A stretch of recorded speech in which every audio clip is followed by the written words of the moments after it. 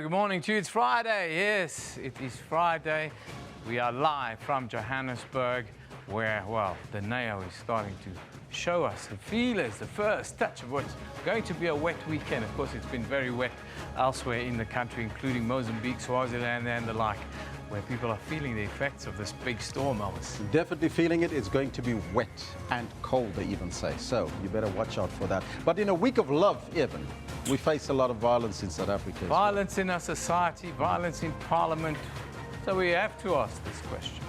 The focus today is on political intolerance, or the lack of political tolerance. It's a problem not just in South Africa. It seems as if politics is becoming more and more intolerant around the world. So our question of the day, obviously, is a serious one. A very serious one, because we're asking that question from you about our leaders. We're asking you, are some of our leaders creating an environment for intolerance? What do you think? Your leader in your area. Is that the case? We've seen pronouncements on xenophobia. We see fights in Parliament. We see a whole host of political killings and the like. The environment being created. What does it say about where we are? We're also asking a wider question on our poll, Elvis, that deals with our society and the offshoots from this conversation. Because we can't separate the leaders from society. So Absolutely. Society is also the one that need to point fingers at ourselves. And we're asking, are we becoming perhaps a violent and intolerant society? So far, 112 votes in, 87% even are saying yes. And that is a concern. It's a concern for all of us that love South Africa and have high hopes for our future, for our children's future, all of our futures. Now, let's take a look at the tweets, what you guys are tweeting us. Wayne says, yes, especially if the Parliament is defeating its purpose daily. How can we abide by the rules if our leaders are showing the opposite? This one from Lachasa says, nope, we are not. We are only looking for answers. We are only wanting some members to be held accountable. That's all, says Lachasa. We have to abide by the law, Lechasa. The law rules the land. Obi Swag says, absolutely. It's mayhem and destruction. Our key fathers, the Parliament. Siafana says, according to me, no. But there is some people that are violent. And who are those people, Siafana? Somebody that you know. Who are they? Well, every day we see horrific stories in our society. Keep tweeting us. We would like to know, because this is a conversation that is close to all of our hearts, one would think. Intolerance and violence in general. Anyhow, it's Friday morning. Let's get into our work with our top stories.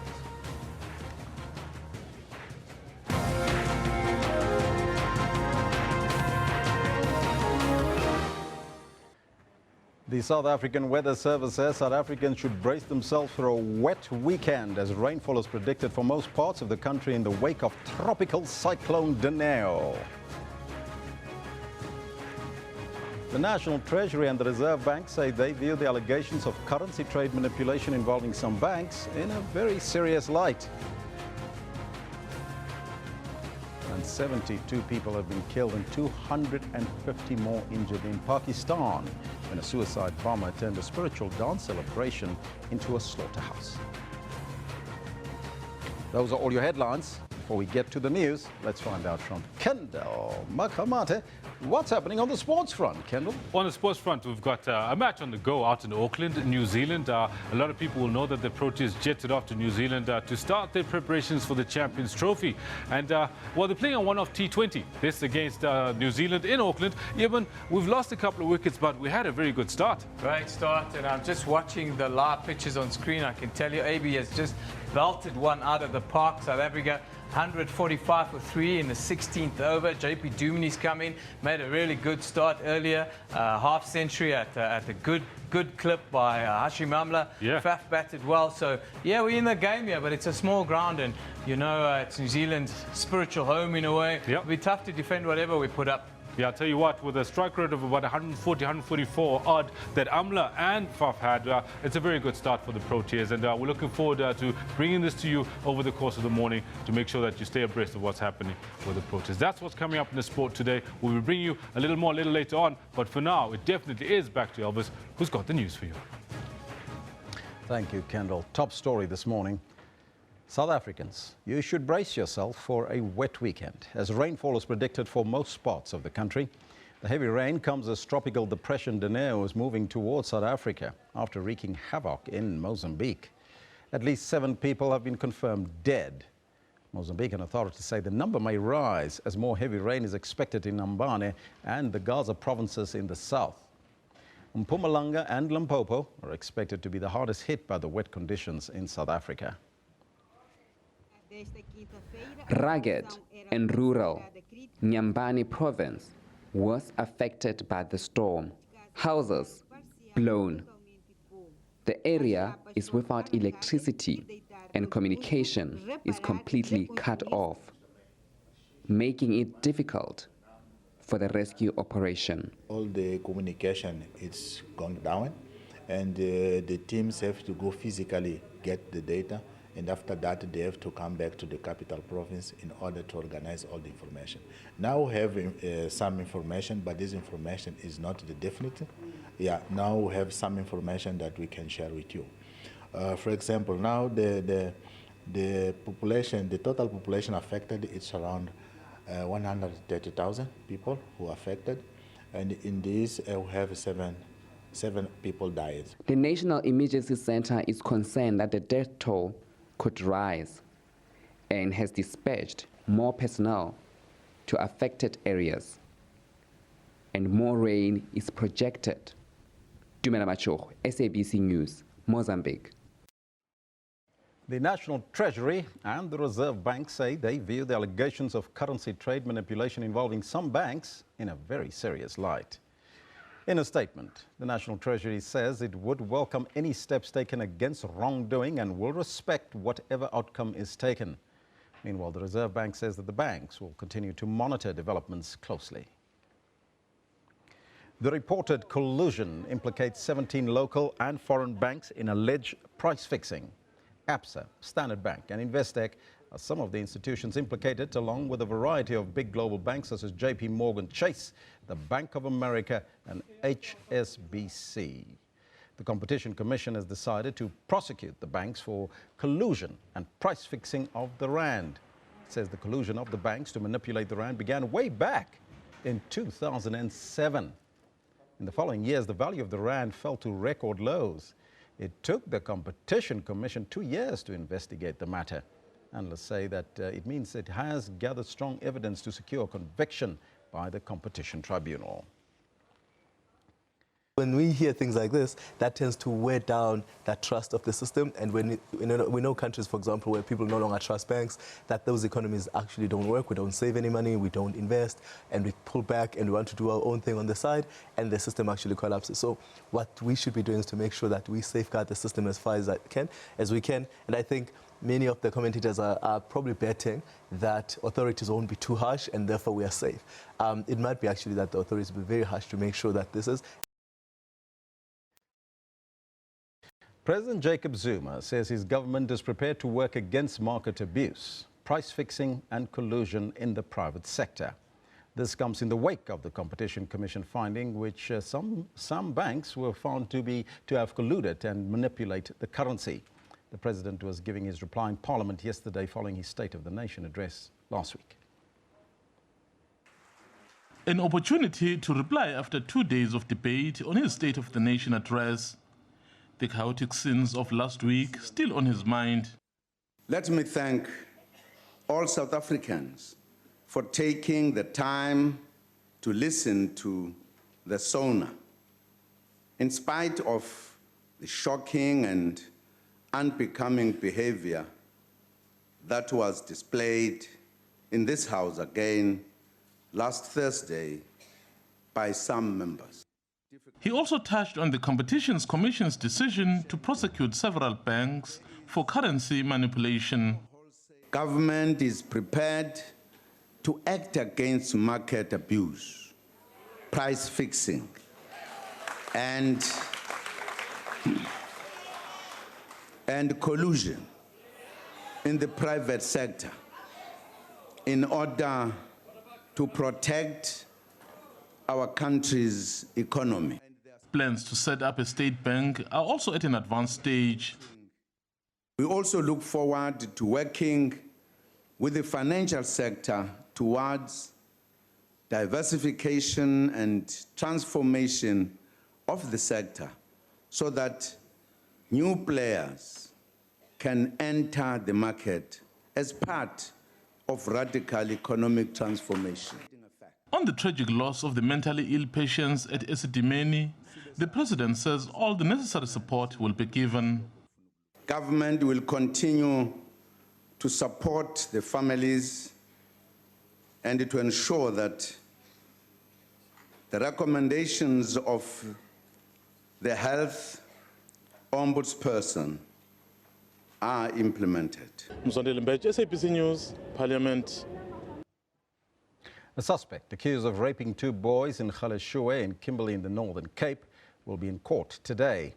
The 2 boys were allegedly raped by the man in his tuck shop. The accused is currently out on 20,000 rand bail. A shop where community members buy their basic needs. But an alleged rape incident happened behind these doors in December last year. 2 minors aged between 10 and 11, the victims. The incident was reported to police and the suspect was apprehended. Their parents are furious and want justice to prevail. They did get the psychological treatment that you're supposed to get. We went there twice and they told us if there's any problem, we must just consult with them. Experts says incidents like these have a major impact on children. These certain messages that the children that they internalize, like I'm the bad guy, it's my fault, and then they are acting out. We can see with smaller children there's sexualized behavior, and then with older children, like in this case, there can be a behavior like absence from school and then drug abuse or alcohol abuse. The accused will make his 3rd appearance in this court. DNA results are also outstanding and might take up to 6 months. But the family members of the 2 minors are pinning their hope on the justice system to take its course. Reginald Vidboy, SABC News, Galeshewe, Kimberley. Further afield now, in Baghdad, at least 52 people have been killed and more than 50 wounded when a car packed with explosive blew up in the Iraqi capital. Officials say the death toll could climb further as many of the wounded are in critical condition. The bombing is the second to hit car markets in Baghdad this week and the deadliest so far this year. ISIS has claimed responsibility for the attack. Meanwhile, at least 72 people have been killed in an apparent Islamic State suicide bombing of a Sufi shrine in Pakistan. It's the latest in a recent string of massive attacks in Pakistan, this one with scores of children among the dead. Medical workers say a suicide bomber appears to have targeted the women's wing of a Sufi temple in the country's south, killing at least 72 people, including some 30 youths accompanying their mothers, and the death toll is likely to rise. The temple was more crowded than usual at the time of the attack on Thursday, the day of the week holding special significance to worshippers. Rescuers working through the chaos, Islamic State claimed responsibility. It comes less than a week after another bombing killed 13 at a protest in Lahore. That attack was claimed by a faction of the Taliban. After improving security in the country, rival Islamist militant groups are now carrying out their threats in a new offensive. The government has vowed vengeance and immediately closed its border with Afghanistan. The militants have presences in both countries. Now, South Africa strikes many observers as a country riven by widespread violence. Interpersonal violence is a daily reality for many, and several studies of crime statistics indicate that poorer people are more likely to be subjected to such violence. It has been argued that the legacy of apartheid has bestowed to South Africa a culture of violence. But just how true is this statement? Our parliament has become the latest venue for violence behavior. During the State of the Nation address, EFF members traded blows with the White Shirt Brigade, parliament security personnel, before being forcibly removed from the National Assembly. some members or some MPs have decided to treat this august house like something worse than a beer hall. A few days ago, at least 12 houses were torched during a weekend of violence. Residents in Rosettenville claimed the houses burnt down were used as drug dens and brothels. It's quite clear that we need a cluster approach. The entire justice, security and crime prevention cluster of the national, provincial and local governments need to come in communities such as these ones in order to rescue the hijacked houses and properties, to ensure that we re-establish law and order in these areas. Because if we don't do that, the concerns of South Africans, the genuine concerns of both South Africans and immigrant communities about the situations of crime in these areas will go on unattended to and unabated. A week ago, Mamelodi Sundowns defeated Orlando Pirates in a match that was marked by violent disruptions. Pirates supporters went on a rampage when they stopped into the pitch at Loftus Stadium in Pretoria, disturbing the match because their team was being defeated. In 2016, student protests turned violent. Buildings and vehicles at several universities were burnt down and students were arrested and others injured from the violence. Most universities responded to the violent protest by securitizing their campus, seeking wide-ranging interdicts against students and deploying private security guards. These are all indications of a concerted effort to conduct protest action in a violent, unlawful manner with the intention of destroying property and creating an unruly environment. In Limpopo, 23 people, including a 16-year-old boy, were arrested for their alleged involvement in the torching of schools and other buildings in Tabarara village in the Chitare area. Vuwani residents engaged in violent protests for weeks against the Municipal Demarcation Board's decision to incorporate their town into Malamulele municipality. Community members are believed to have torched about 20 schools and extensively damaged others. Tens of thousands of children were affected by the crisis as some schools were completely gutted. Well, that's our theme for today, and that's the question we pose to you. Let's start that conversation with Eben. Yeah, Elvis, before we speak to Police Commissioner, Acting General Patlan in Pretoria, we've been asking you this question, twofold questions actually. The first one is, are some of our leaders, not all, creating an environment for intolerance here in South Africa? Let's take a look what you guys are tweeting us, because this will kind of set the scene as to what you guys are thinking. Wayne says, how can you stop xenophobia, robbery, etc., when you show the world disorder in Parliament? It's a joke, says Wayne Nguruve. Sipo says, sir, what happens in Parliament is disgusting for real. See, people are using the opposition to score the opportunity, rather, to score their political differences, to score all the points. Makwazi says, not a chance. Instead, they manipulate and sabotage us and suffocating the poor. Not by chance, he says. Lechasa says, yes, some of our leaders are creating an environment for intolerance, especially the one who's always making a lot of hullabaloo. #red, says Lechasa. These are some of your tweets. Now, of course, we're also running a poll today, and the poll relates to something similar, but slightly different. It's about our society. It's about all of our contribution to the world that we live in and that we want to create for our children. Are we becoming a violent and intolerant society? 134 of you have voted already, 87%, an overwhelming majority says, yes, we are becoming a violent and intolerant society. Tweet us on this question, and how do we turn this around? If that is what you are telling us, how do we turn it around? Now, violence during public protests has surged, taking the police's focus away at times from dealing with serious crimes. The number of peaceful protests also increased from 10,832 to 11,151 over the same period. recent student protests also put police under the spotlight, while the men in blue are accused of harassing the students. With all these challenges and accusations of even police brutality, how do they continue to try and maintain law and order, public order? Most wonder, how does law enforcement deal with the high levels of violence in the country? Now, to talk to us about this and other related questions, we are joined from our Pretoria studios by the Acting Police Commissioner, Khomotso Patlani. A very good morning to you, General. Thank you for being with us. Good morning, and good morning to all the viewers.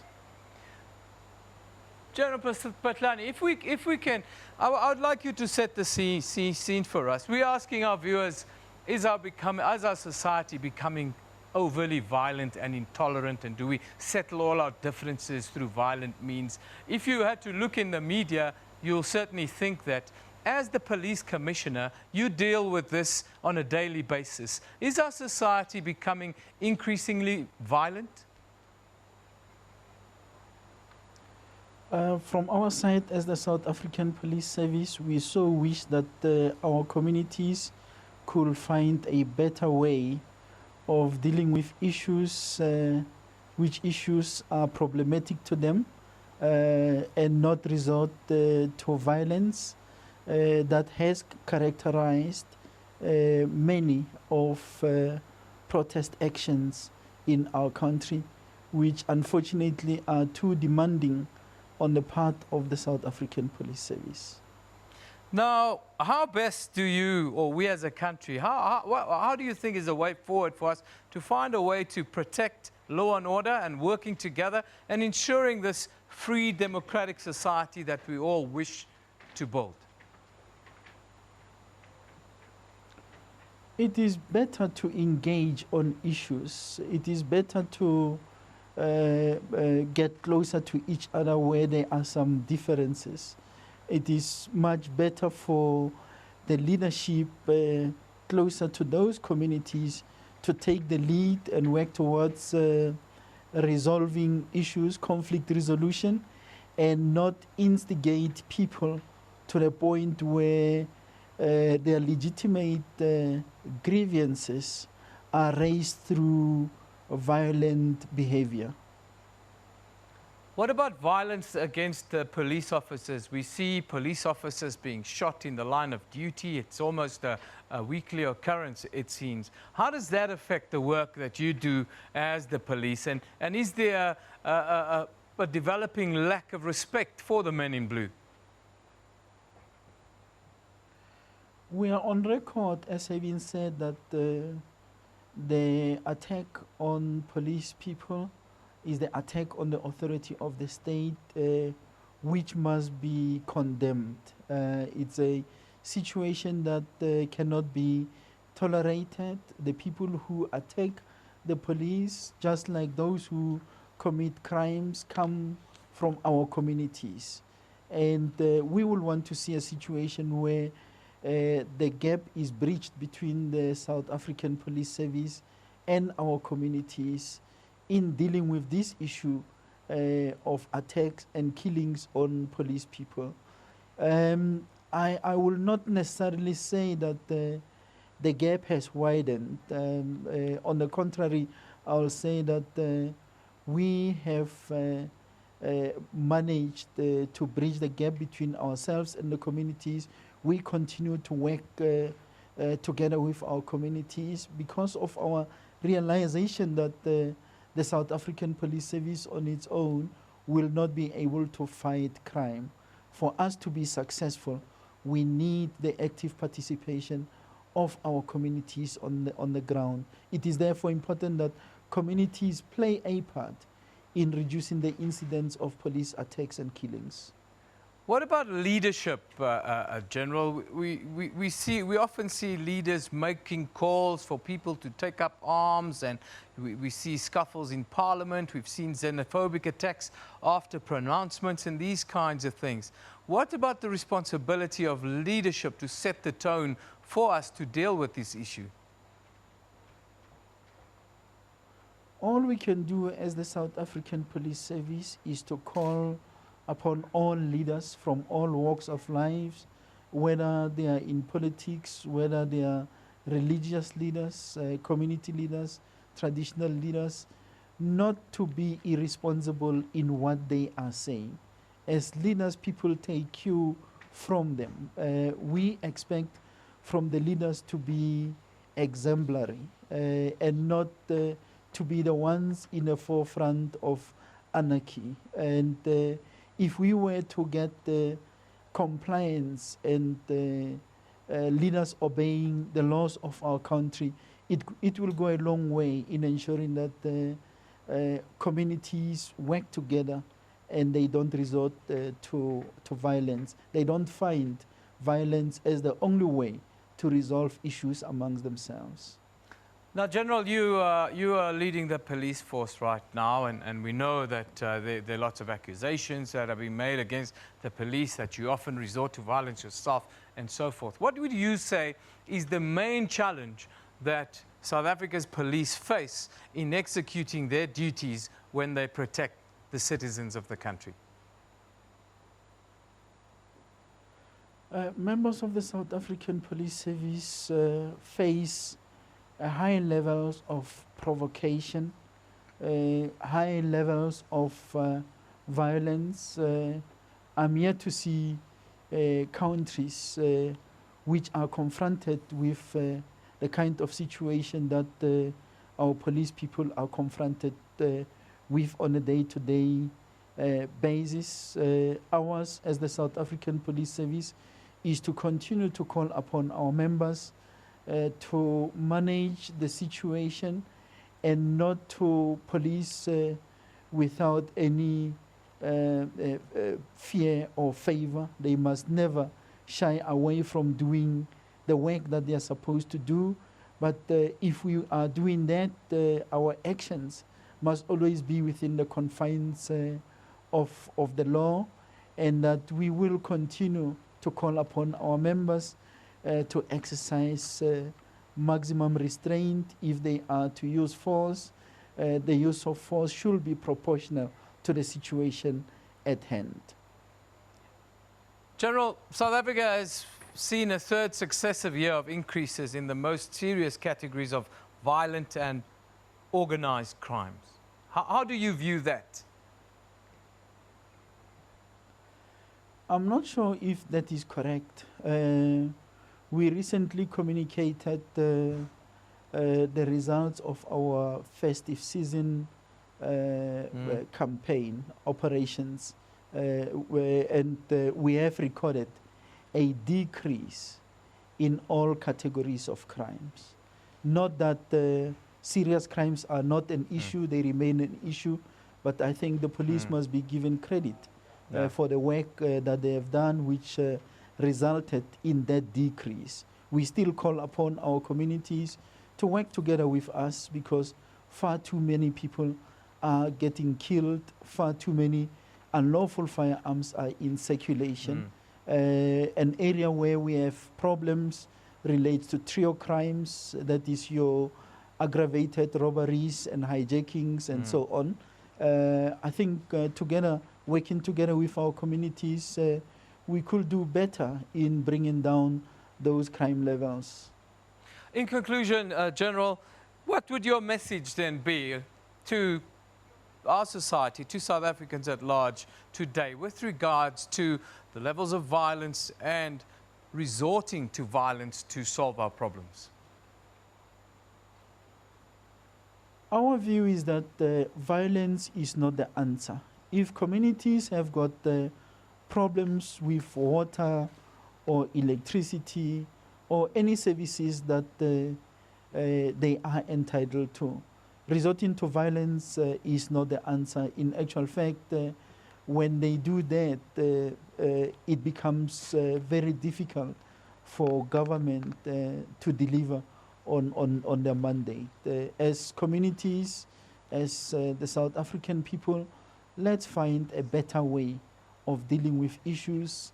The leaders in our communities must take their rightful place and refrain from inciting and or instigating people, where we end up with a chaotic situation where property is destroyed, where infrastructure is destroyed. Most importantly, you find the situation where even schools are being touched, hospitals or clinics or libraries.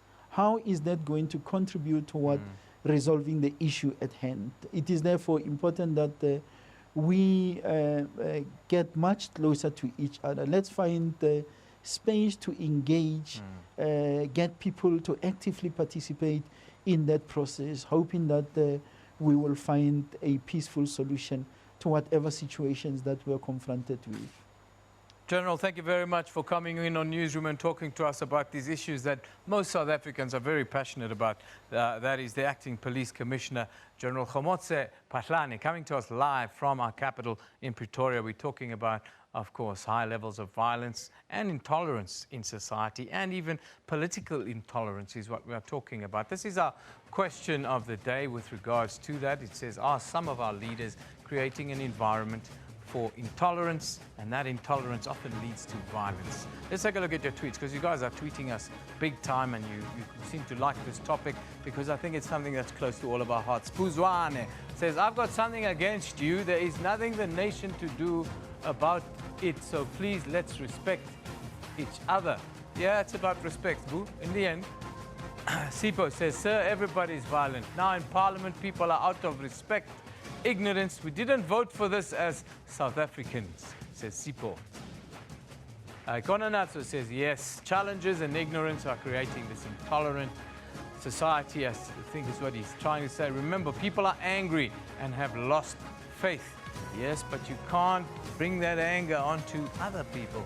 Mbongeniseni says, Newsroom, political leaders are creating political intolerance and violence. The South African Parliament is an example of that.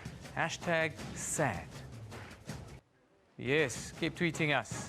Keep tweeting us. Oh, you just saw the storm there. We'll look at that storm a little bit later, because it's about to hit Johannesburg, I tell you. We're also running a poll, of course. The poll we're running is we're asking you, what are we doing? Are we becoming violent and intolerant ourselves as a society? 134 of you have voted, 87%, which is a scary number. An overwhelming majority are saying, yes, we are becoming violent and intolerant as a society. What is the dream? What is it that we try to build? What is it that we try to build? What is the dream of this nation? We all have to ask ourselves that question. I have to ask it of myself. Let's take a look now at the trends at this hour, what's happening on Twitter, of course. It's all about this, isn't it? Tropical storm Dineo has now struck parts of Limpopo and northern KwaZulu-Natal. That happened late yesterday and overnight, leaving an absolute trail of destruction. Just take a look at this video posted by a Twitter user of the winds that you could see. Absolutely scary. Look at that. 200 kilometers an hour, I tell you, is what this wind is pumping at. That is scary, scary stuff. It's real, and it's heading towards Joburg. It's going to be a wet weekend. Limpopo has issued flood warnings, and then this image, of course, captioned, when you're still in the toilet and someone screams, Dineo is here. Ish. You know, you can laugh about it, guys, but, you know, people have lost their lives, yeah? People have lost their lives because trees have been blown over onto the house and maybe even onto the toilet. So it's a serious issue, and yeah, we can have a little giggle about it, but it's very real for most people. Of course, 130,000 people displaced in Mozambique thus far. It's a massive number. People are talking also about the Sono reply. Of course, the president responded to the parliamentary debate in which he said that government is prepared to act against a story we ran all of yesterday: market abuse, price fixing, and collusion in the private sector. Of course, he also highlighted the land reform issue, but lots of concerns about collusion and how monopolies are ruining this landscape for small business. Now, on a positive note, there is plenty of local content to celebrate as nominations pour in for the annual South African Film and Television Awards, the SAFTAs. Yes, SAFTAs 11 is what they call it, the 11th annual SAFTAs. Then, moving further afield, suicide bomber in Pakistan, that's the hashtag, has killed at least 75 people at a shrine There are some devastating images circulating and ending off with more violence in the Middle East. In Baghdad, a car bomb has killed 52 people in Baghdad with 50 wounded. ISIS has allegedly claimed responsibility. Let's spare a thought and a prayer for all of those who lost their lives this week. It's been another deadly week around the world. Intolerance and violence on the rise, it seems, everywhere. Now, let's take a look at our picture of the day. It comes from our own reporter, Moeli Masilela. And look at this picture. Look at it closely. We'll go take it full screen now. It's captioned, the impact of the cyclone will also be felt in the city of Maputo, with rains up to 50 millimeters in 24 hours. The hashtag there, Daneo, and there you see storm surge, almost 5 meters high, coming across, of course, coming across the, yeah, that's across the beachfront there. Incredible. Now, let's take a look at our comment of the day. Our comment of the day comes from Sake Mdikane, who says, deliberately manipulating something to your own benefit and to the country's detriment, then blaming the president. Such evil, he says. And he's talking about the bank's collusion, of course. Yes, they've been manipulating our current currency since could be as long back as 10, 12 years. Remember the time when the rand was really under pressure? It was during that time. The banks have been colluding with it.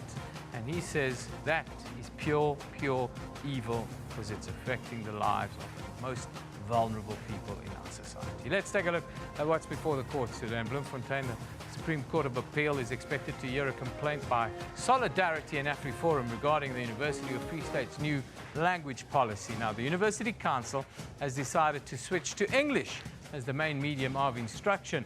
The Free State High Court ruled last year that the new language policy was unconstitutional and ordered the university to reverse it. Now, management appealed the ruling. We'll keep you updated as to what happens there. Time for us to take a short commercial break. We'll try and speak to Professor Shadrach Bhutto after the break with regards to the high levels of intolerance in our parliament, in our streets. Don't go away.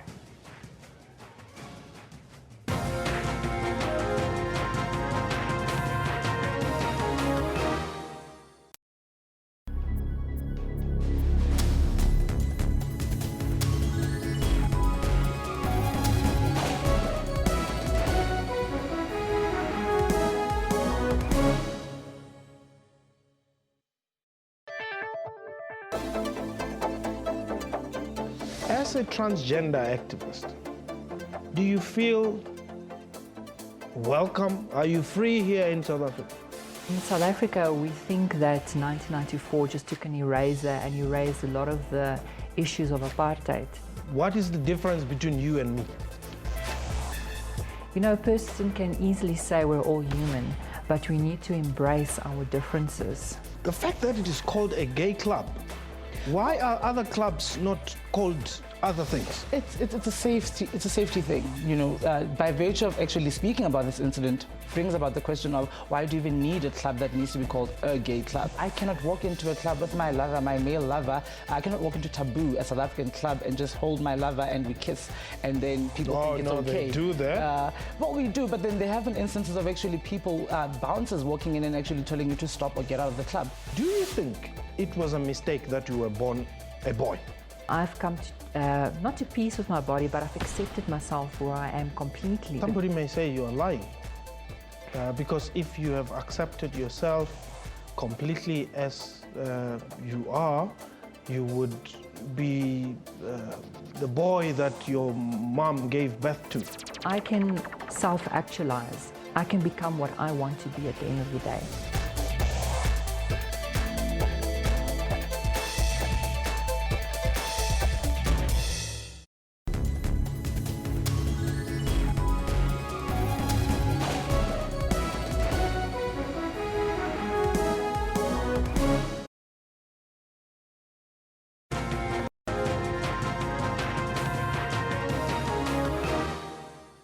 Welcome back. We continue with our theme today. Now, the lack of political tolerance is a problem in most countries, even here in South Africa.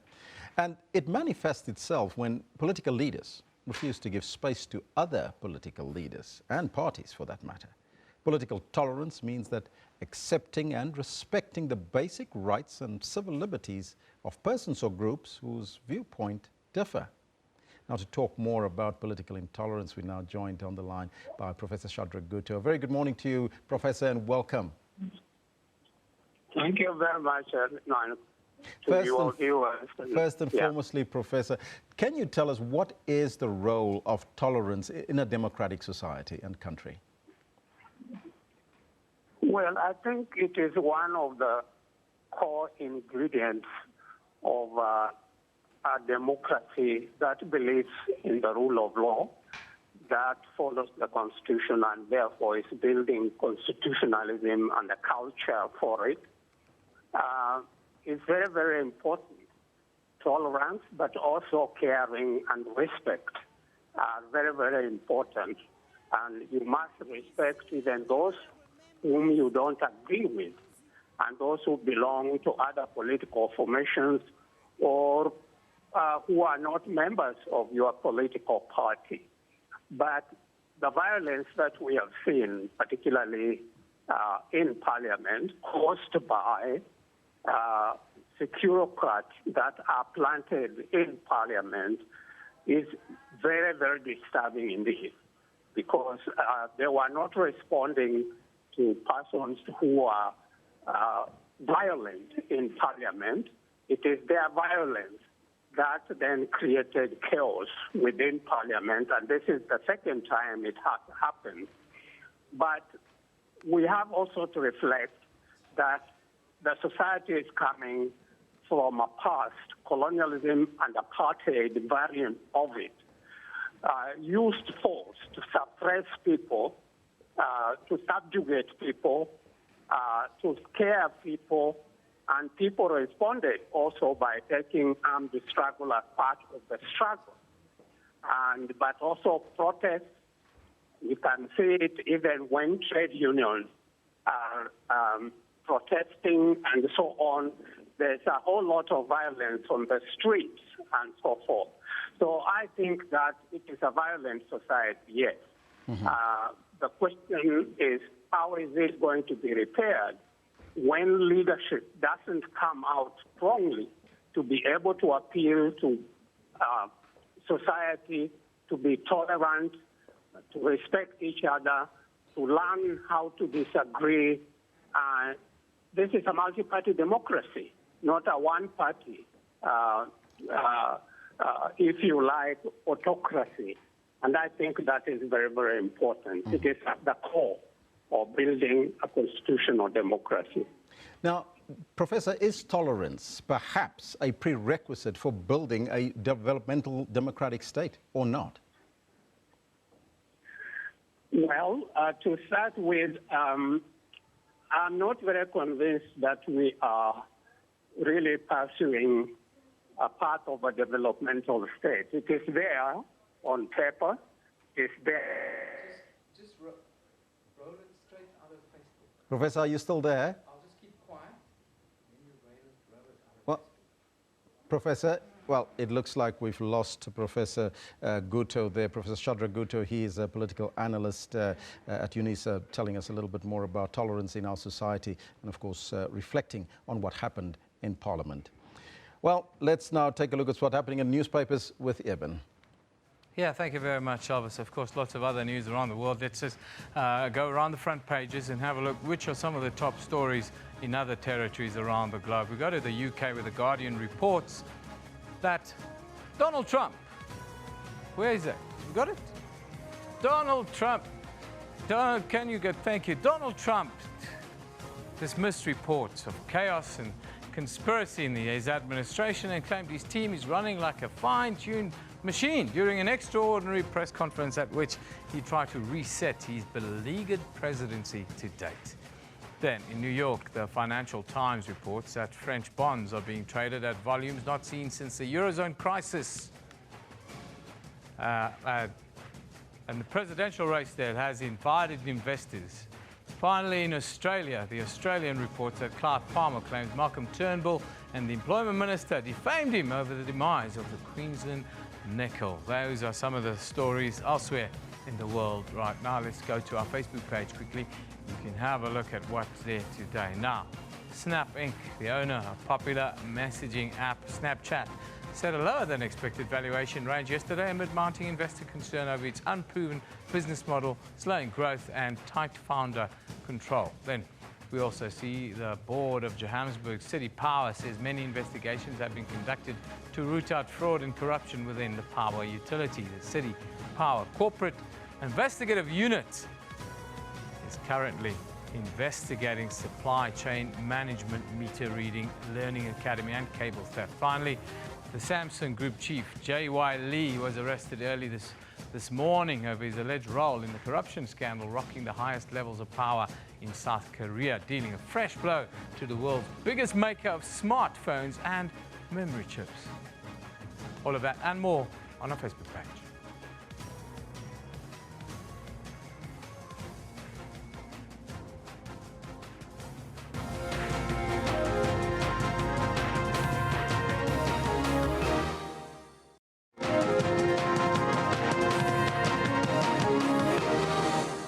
There was a range of interesting statistical data and economic trends emerging this week. They included the slightly better than anticipated unemployment figures for the fourth quarter of 2016. Then annual headline inflation slowed to 6.6% in January from 6.8% in December. Yet annual retail sales decelerated sharply in December. But this week, the rand reached its best levels in almost 2 years. And of course, we're now all speculating about the 2017 and 18 budget to be introduced into Parliament next Wednesday. You have to wait for that one. We'll discuss it right here on the Newsroom, and whether or not it will bring good or bad news. Professor Raymond Parsons is here to help us unpack these issues. He's from the Northwest University School of Business and Governance in our weekly slot of the economy. A very good morning to you, Professor, and welcome. Good morning, Elvis.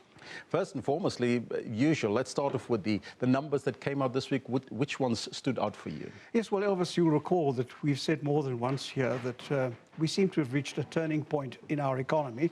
And the unemployment figures and the inflation figures are starting to confirm that turning point, because although unemployment is still very high, I mean, I don't think we need to be proud of a 26% unemployment rate, because a year ago it was 24%. So we can say at least it appears to have stabilized, and that's good news. And the second is that inflation seems to have leveled off somewhat, as expected, and as you and I have discussed. But the fact remains that for the next few months, it will still be above the target range of the Reserve Bank. But I think that what will happen is that it will begin then to, of course, taper off again as the full impact of the food prices begins to wear off. So in sum, what I'm saying here is that what is also important is not only that the business cycle has turned, or seems to be turning slowly for South Africa, but that some of the shocks that we experienced over the past year or so, such as the Nene Gate, the drought and the load shedding, are all beginning to recede quite a lot. And I think that is also underpinning what we're seeing now in some of these high-frequency numbers. Does that also then lead to why we see an increase or strengthening of the rand, as we've seen yesterday, just under the 13 rand to the dollar mark? Can we perhaps see a 12 rand 80 cents to the dollar, you think, in the near future? Well, you know, I've often said that to predict our exchange rate is the graveyard of many forecasters, and I don't intend to end up there. But as we know, there are external and internal factors that in fact drive the rand and the value of the rand. And I think external factors probably have had more to do with the last few weeks than internal factors, especially some of the perceptions about the Trump factor in the United States and how it might affect commodity prices on a very positive basis, and other good news from abroad or uncertainties from abroad that have favored the rand. And for as long as it lasts, it certainly improves the outlook for inflation, which we've just discussed, because import costs will be lower. And secondly, of course, it also means that the Reserve Bank will be more willing to hold its hand on interest rates when they next meet and have to weigh up the whole economic situation. Talking about factors, the bank factor here in South Africa, the Competition Tribunal Competition Commission referred a number of banks to the Competition Tribunal on charges of collusion. What does that say about our banks, and what do you make of this, and will it reflect badly on our economy as a whole? Well, yes, indeed, Elvis. This is not the finest hour for the 17 banks, especially of which 3 are South African banks. And there's a strong case to be answered, a strong prima facie case to be answered as to what has been going on here with the exchange rate. I think it's important here also that both the National Treasury and the Reserve Bank have come out very strongly about this, and they intend to cooperate with the Competition Commission, so that when this hearing takes place at the Competition Tribunal, we'll get all the facts on the table, and we see who is responsible and indeed what penalties will be imposed. What's important here is that if you believe in the market system, you must have rules. And there are laws in South Africa under our competition policy and our competition law. I've given it quite a bit of study, and it's quite clear that you need this kind of policeman and judge of the marketplace to ensure that business, like the politicians, stick by the rules. And if they don't, then they have to be called to account. The highly anticipated 2017-18 budget is going to be announced next week. You'll be sitting with us post-budget. Talk to us, what are your expectations? Well, let me start by saying that in the ideal world, what our Minister of Finance would like to be able to say next week is there's less government spending, less government borrowing, and less taxation. Unfortunately, that's an ideal world. It's a trilateral dilemma that he faces, and having done certain things in the mini-budget at the end of last year, to be able to cut government spending or to be able to discipline it, also to say what his targets are in respect of government borrowing. He's only left now with a shortfall of something like 28 to 30 billion rand on our public finances, which inevitably, if he cannot do more about government spending or about reprioritizing government spending, he will have to look to taxation. And so that's the big challenge he faces. And the big issue will be that if certain tax increases are inevitable, which ones will do the least harm to growth and employment? Because simultaneously, he doesn't only want to balance the books, he wants to show that he can spur growth prospects. So that is the big challenge in next week's budget. Tough question, though. Value-added tax. There's lots of speculation that might go up. What do you think? Well, I know that the Davis Committee said that of all the evils, if you had to choose between having to put up personal tax or corporate tax or VAT, that was one other option that should be considered for all sorts of good economic reasons. But there are also good social and political reasons for being very cautious. I think that what will happen is that probably what the budget will do will be to look at a range of tax change, spreading the pain over a large number of people, ranging from perhaps increases in the personal tax. You may get the fuel duty going up. You may get the sugar tax being implemented. You may also, which is a sort of halfway house, I'm not sure what you would call it, I think it's probably direct taxation. You don't allow for the fiscal drag at all or fully. In other words, as inflation proceeds and your income goes up, you get pushed into a higher tax bracket. Will there be made some allowance for that or not? If he doesn't, he will generate more revenue by just doing nothing. So I think that's the combination. And the important point now is, will the tax mix be good enough to balance the books without causing harm to the economy? And I think that is the big challenge that's on the table for the budget next week. In 10 seconds, a final thought, Professor. Well, I think the final point is, I spoke earlier about the green shoots in our economy, that we must nurture them. It's important, and this is an important part also of the background to the budget. But finally, we must make absolutely sure, as the months unfold, that our green shoots in the economy are not choked off by any political weeds.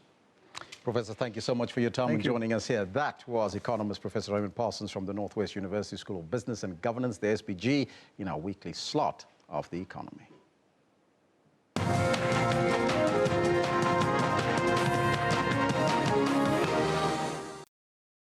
There we have it. That's your hour for now, between 9 and 10. We'll be back at the top of the hour. You have to stay tuned. Lots more to come. We're talking about tolerance or intolerance in the country. We also want to ask you that question, of course. Do you think that we are an intolerant society? Let us know what's on your mind on the Twitter handle at SABC Newsroom, as well as on the Facebook page. Let's take a break now. We'll be back at the top of the hour.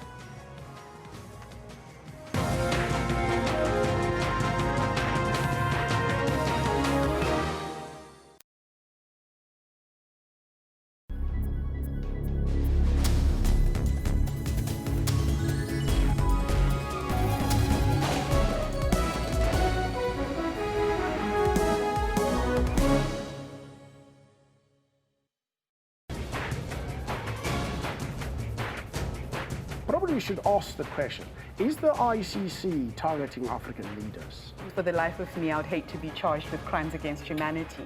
Very few people can deny nor ignore that there are crimes being committed on the African continent at this very moment. Now, we need to be able to hold people to account regardless of where they are from. South Africa has a body of international law that it's committed itself to, that seeks to counter impunity in the world when it comes to gross human rights violations. In this specific instance, we have a problem. By the way, you must remember that South Africa has a law on extradition and mutual legal assistance that enable us to extradite any fugitive of justice from anywhere in the world so that they can stand trial for whatever crimes.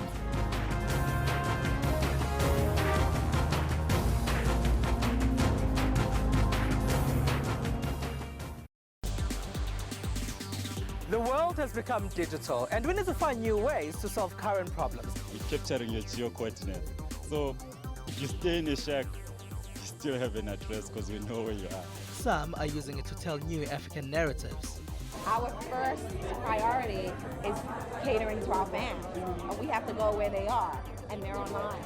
That's Network with Ms. Phumelele Zondi every Sunday at 7:30 p.m. Central African Time.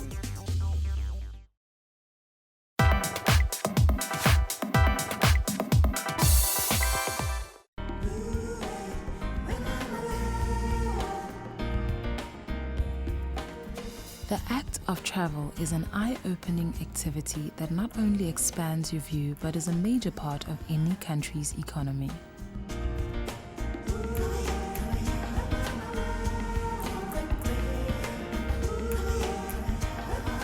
South Africa's spectacular scenery, friendly people and world-class infrastructure make it one of the most desired destinations in the world.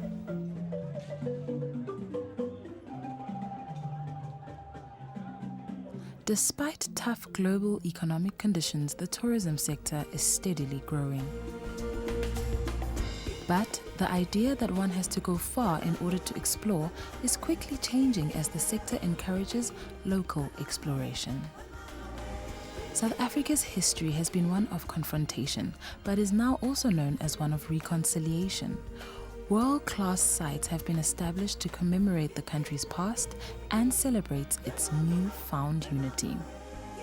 An area of tourism that is often overlooked is the question of the arts and tourism. Although many cities have not taken advantage of this element to attract international visitors, the domestic artistic tourism is fast becoming a key drawcard for local exploration. A-grade exhibition centers are creating modern spaces to showcase what makes up the African expression.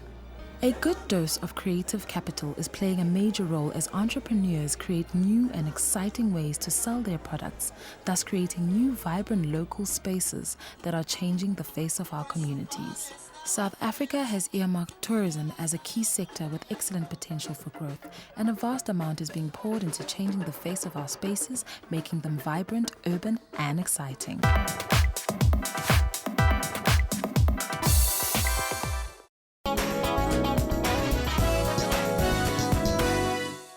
Hindu devotees took a holy dip at Sangam, the confluence of rivers Ganges. People and priests made their way to the banks before the break of dawn. Security arrangements were in place for police forces patrolling on the river banks to ensure smooth functioning of the event. A mobile museum in India's West Mumbai is highlighting the skills and creativity of residents of one of Asia's largest slums. That's what we've been doing here, is creating this platform, and we came here to help it develop and to, just build it up.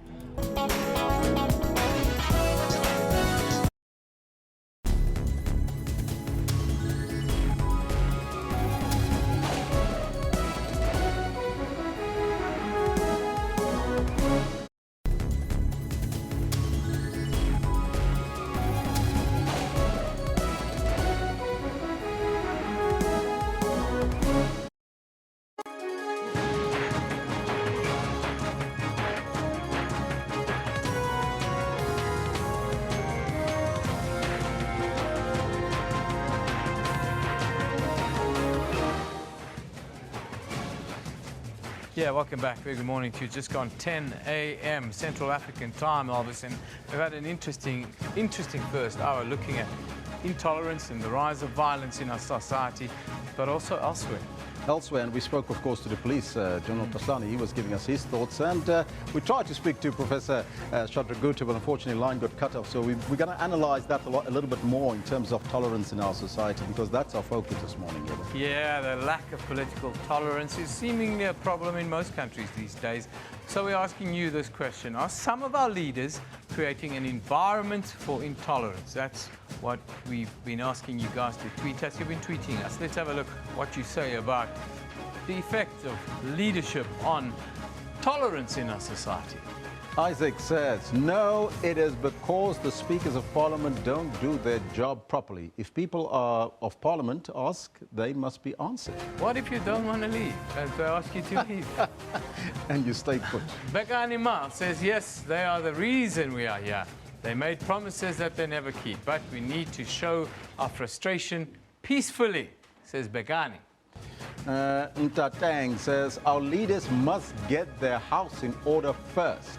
Once that is done, then they can deal with all the other issues. So get your house in order, leader. Lechasa tweets us. He says, I'm telling you, mark my words, we're going to have a corpse in parliament because of some leaders creating an environment of intolerance. Amen. Amen, brother. Lechasa. Boo says, if people from South Africa can inform the SABC about drugs dealing in this country, it will show a united force of all South Africans. So says Boo Zwane. Yeah, we're also asking you another question on a poll. We're actually running a poll to talk about our society, the role of me, you, Elvis, Kendall. We all have a role to play. Are we becoming a violent and intolerant society, Elvis? What have you observed in your own community, in your own family? Are they violent and intolerant? 86% of you out there are saying, yes, we are intolerant, or we're becoming violent and intolerant. 14% are saying no. It's 152 votes in even 22 hours left for people to still vote. You guys also tweeting us on this. Emmanuel Silva says, Newsroom, police should protect the innocent public, not the criminals in government, says Emmanuel. Mr. Robot says, politics are all talk and no action. Send the military into our local communities. Police can't handle it alone. Yeah, well, are we becoming that type of state?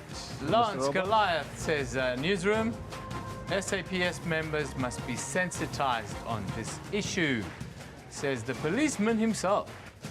On says, if the community leaders delivered services like they promised and they ought to have, violence would be absent. But well, why is violence our first port of call? Yeah. Barry Martin comes in, he says, our lawful citizens must live amongst all sorts of people, including unlawful people, drug lords, and even high-profile citizens? Citizens? Citizens, probably. Citizens. Yeah. Okay. Thank you, Barry. Thank you, guys. Thanks. Keep tweeting us. We love to hear what you think. Of course, it's Friday morning. We're heading to the weekend. Keep it peaceful, and let's show you which are the top stories right now.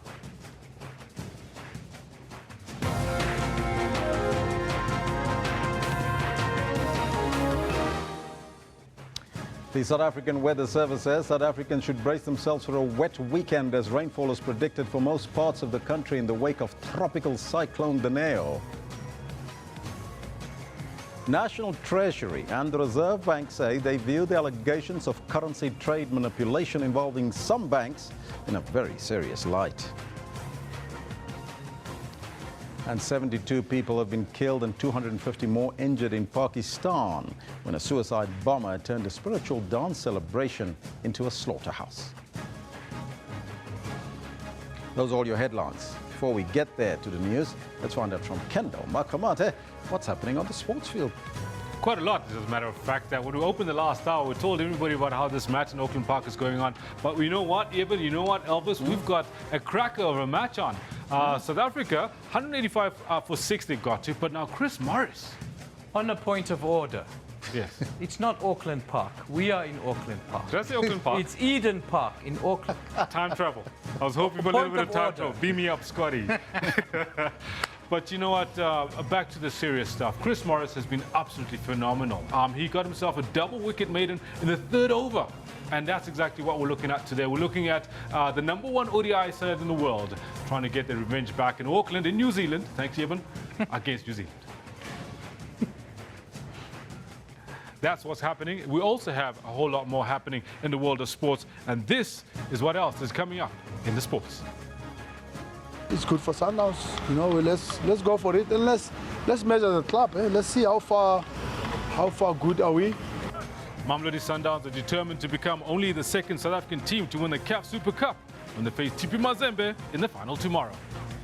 8 minutes to go at Old Trafford and 3 goals for Zlatan Ibrahimovic, who completes the inimitable Zlatan Ibrahimovic inspires Manchester United to a last 32 Europa League victory over Saint-Etienne with a hat-trick.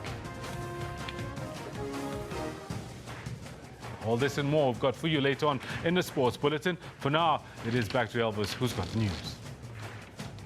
Thank you, Kendall. Top story this hour. South Africans, you should brace yourself for a wet weekend as rainfall is predicted for most parts of the country. The heavy rain comes as tropical depression Dineo is moving towards South Africa after wreaking havoc in Mozambique. At least 7 people have been confirmed dead. Mozambican authorities say the number may rise as more heavy rain is expected in Inhambane and Gaza provinces in the south. Mpumalanga here in South Africa as well as Limpopo are expected to be the hardest hit by the wet conditions in South Africa. Rugged and rural, Nyambane province was affected by the storm. Houses blown. The area is without electricity and communication is completely cut off, making it difficult for the rescue operation. All the communication is gone down and the teams have to go physically get the data, and after that they have to come back to the capital province in order to organize all the information. Now we have some information, but this information is not the definitive. Yeah, now we have some information that we can share with you. For example, now the population, the total population affected, it's around 130,000 people who are affected, and in this we have seven people died. The National Emergency Center is concerned that the death toll could rise and has dispatched more personnel to affected areas, and more rain is projected. Dumela Macho, SABC News, Mozambique.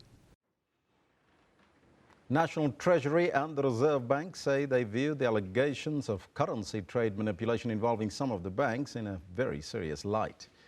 In a statement, the National Treasury says it would welcome any steps taken against wrongdoing and will respect whatever outcome is taken. Meanwhile, the Reserve Bank says that the banks will continue to monitor developments closely. The reported collusion implicates 17 local and foreign banks in alleged price fixing. ABSA, Standard Bank and Investec are among the institutions implicated, along with a variety of big global banks such as JP Morgan Chase, the Bank of America and HSBC.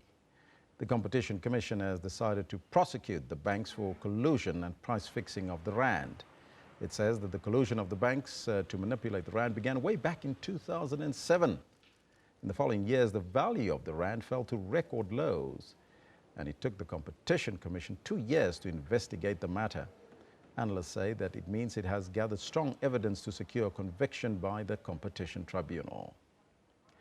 Meanwhile, when we hear things like this, that tends to wear down that trust of the system. And when we know countries, for example, where people no longer trust banks, that those economies actually don't work. We don't save any money, we don't invest, and we pull back and we want to do our own thing on the side, and the system actually collapses. So what we should be doing is to make sure that we safeguard the system as far as we can. And I think many of the commentators are probably betting that authorities won't be too harsh and therefore we are safe. It might be actually that the authorities will be very harsh to make sure that this is. Now, the Eastern Cape Premier, Phumulo Masualle, is delivering the Eastern Cape State of the Province address shortly in the capital, Bisho.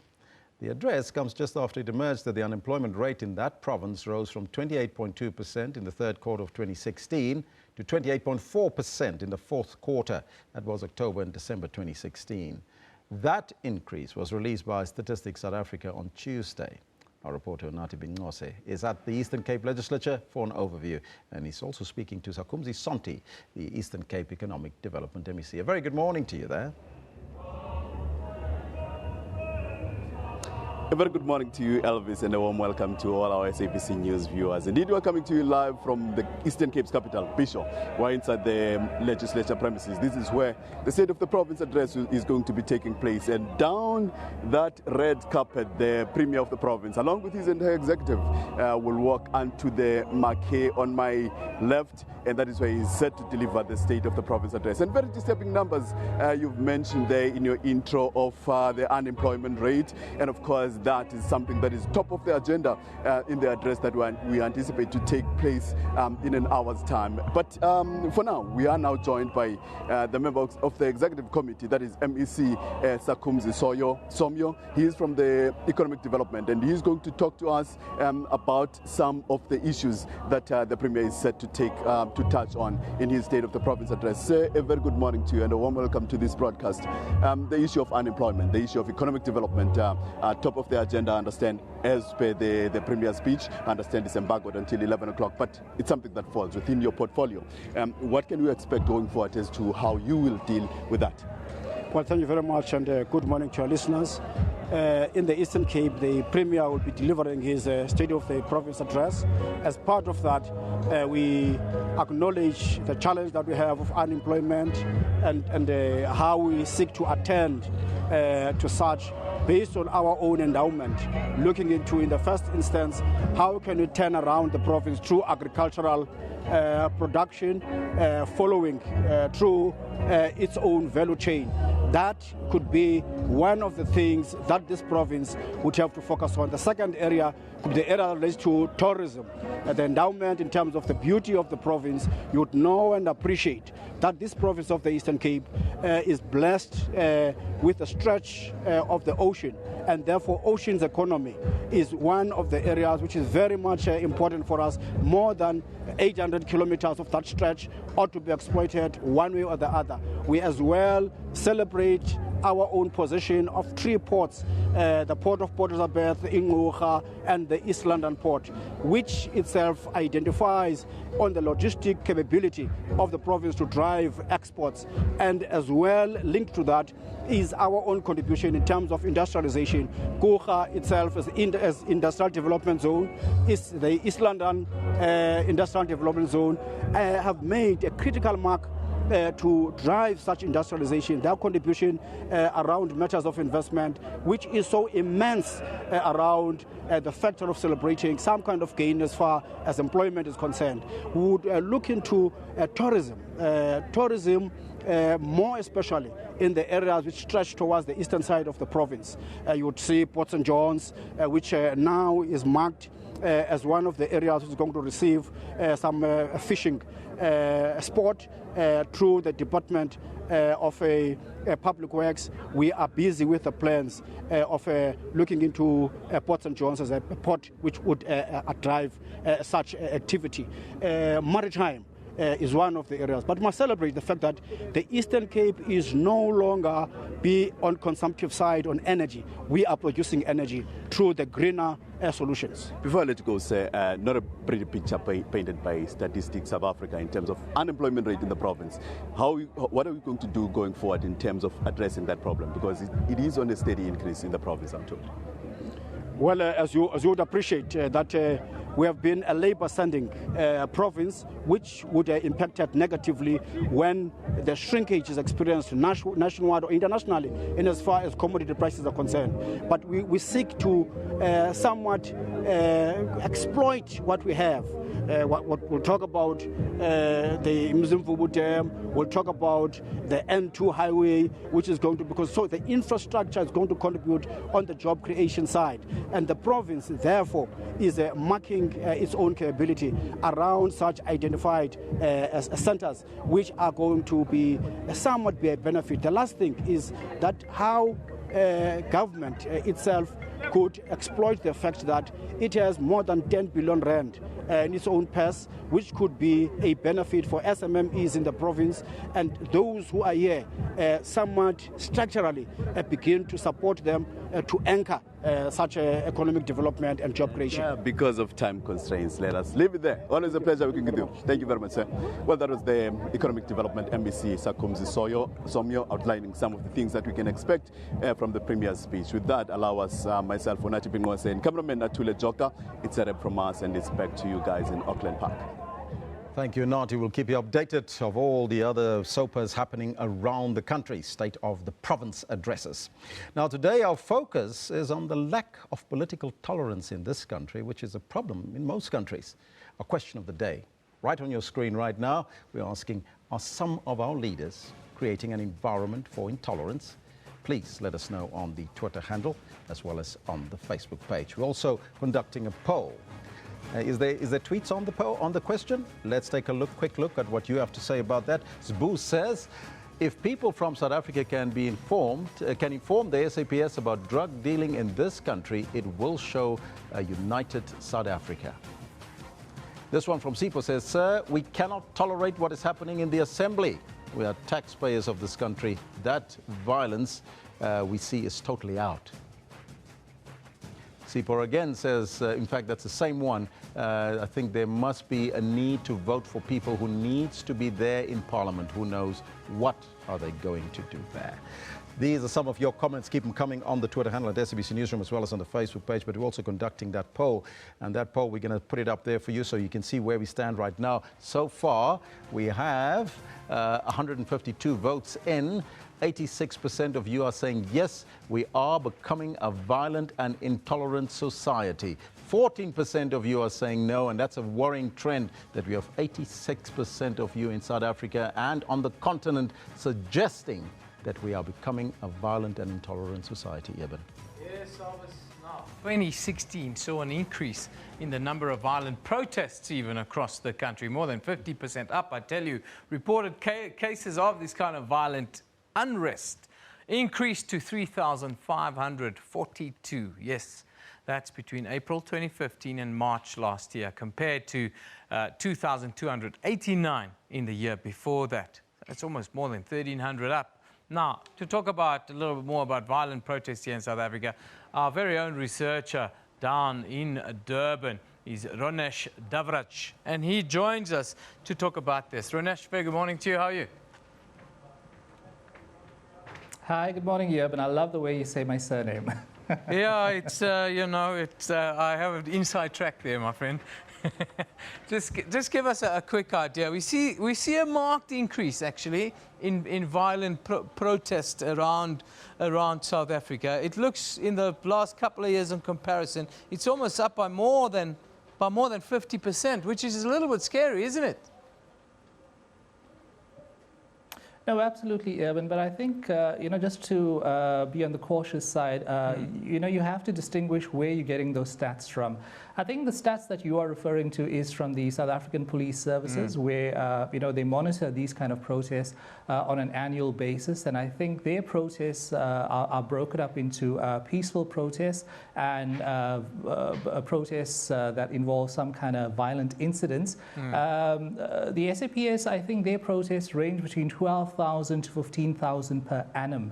As far as our protests, the protests that we at News Research have been tracking, we've been tracking these community-led protests since October 2004. According to our stats, remember, these are local government protests. These are protests that involve some kind of local elements, with the local council, within the local sphere of government. Our stats suggest that there have been a total of 1,778 protests between 2004 and February this year.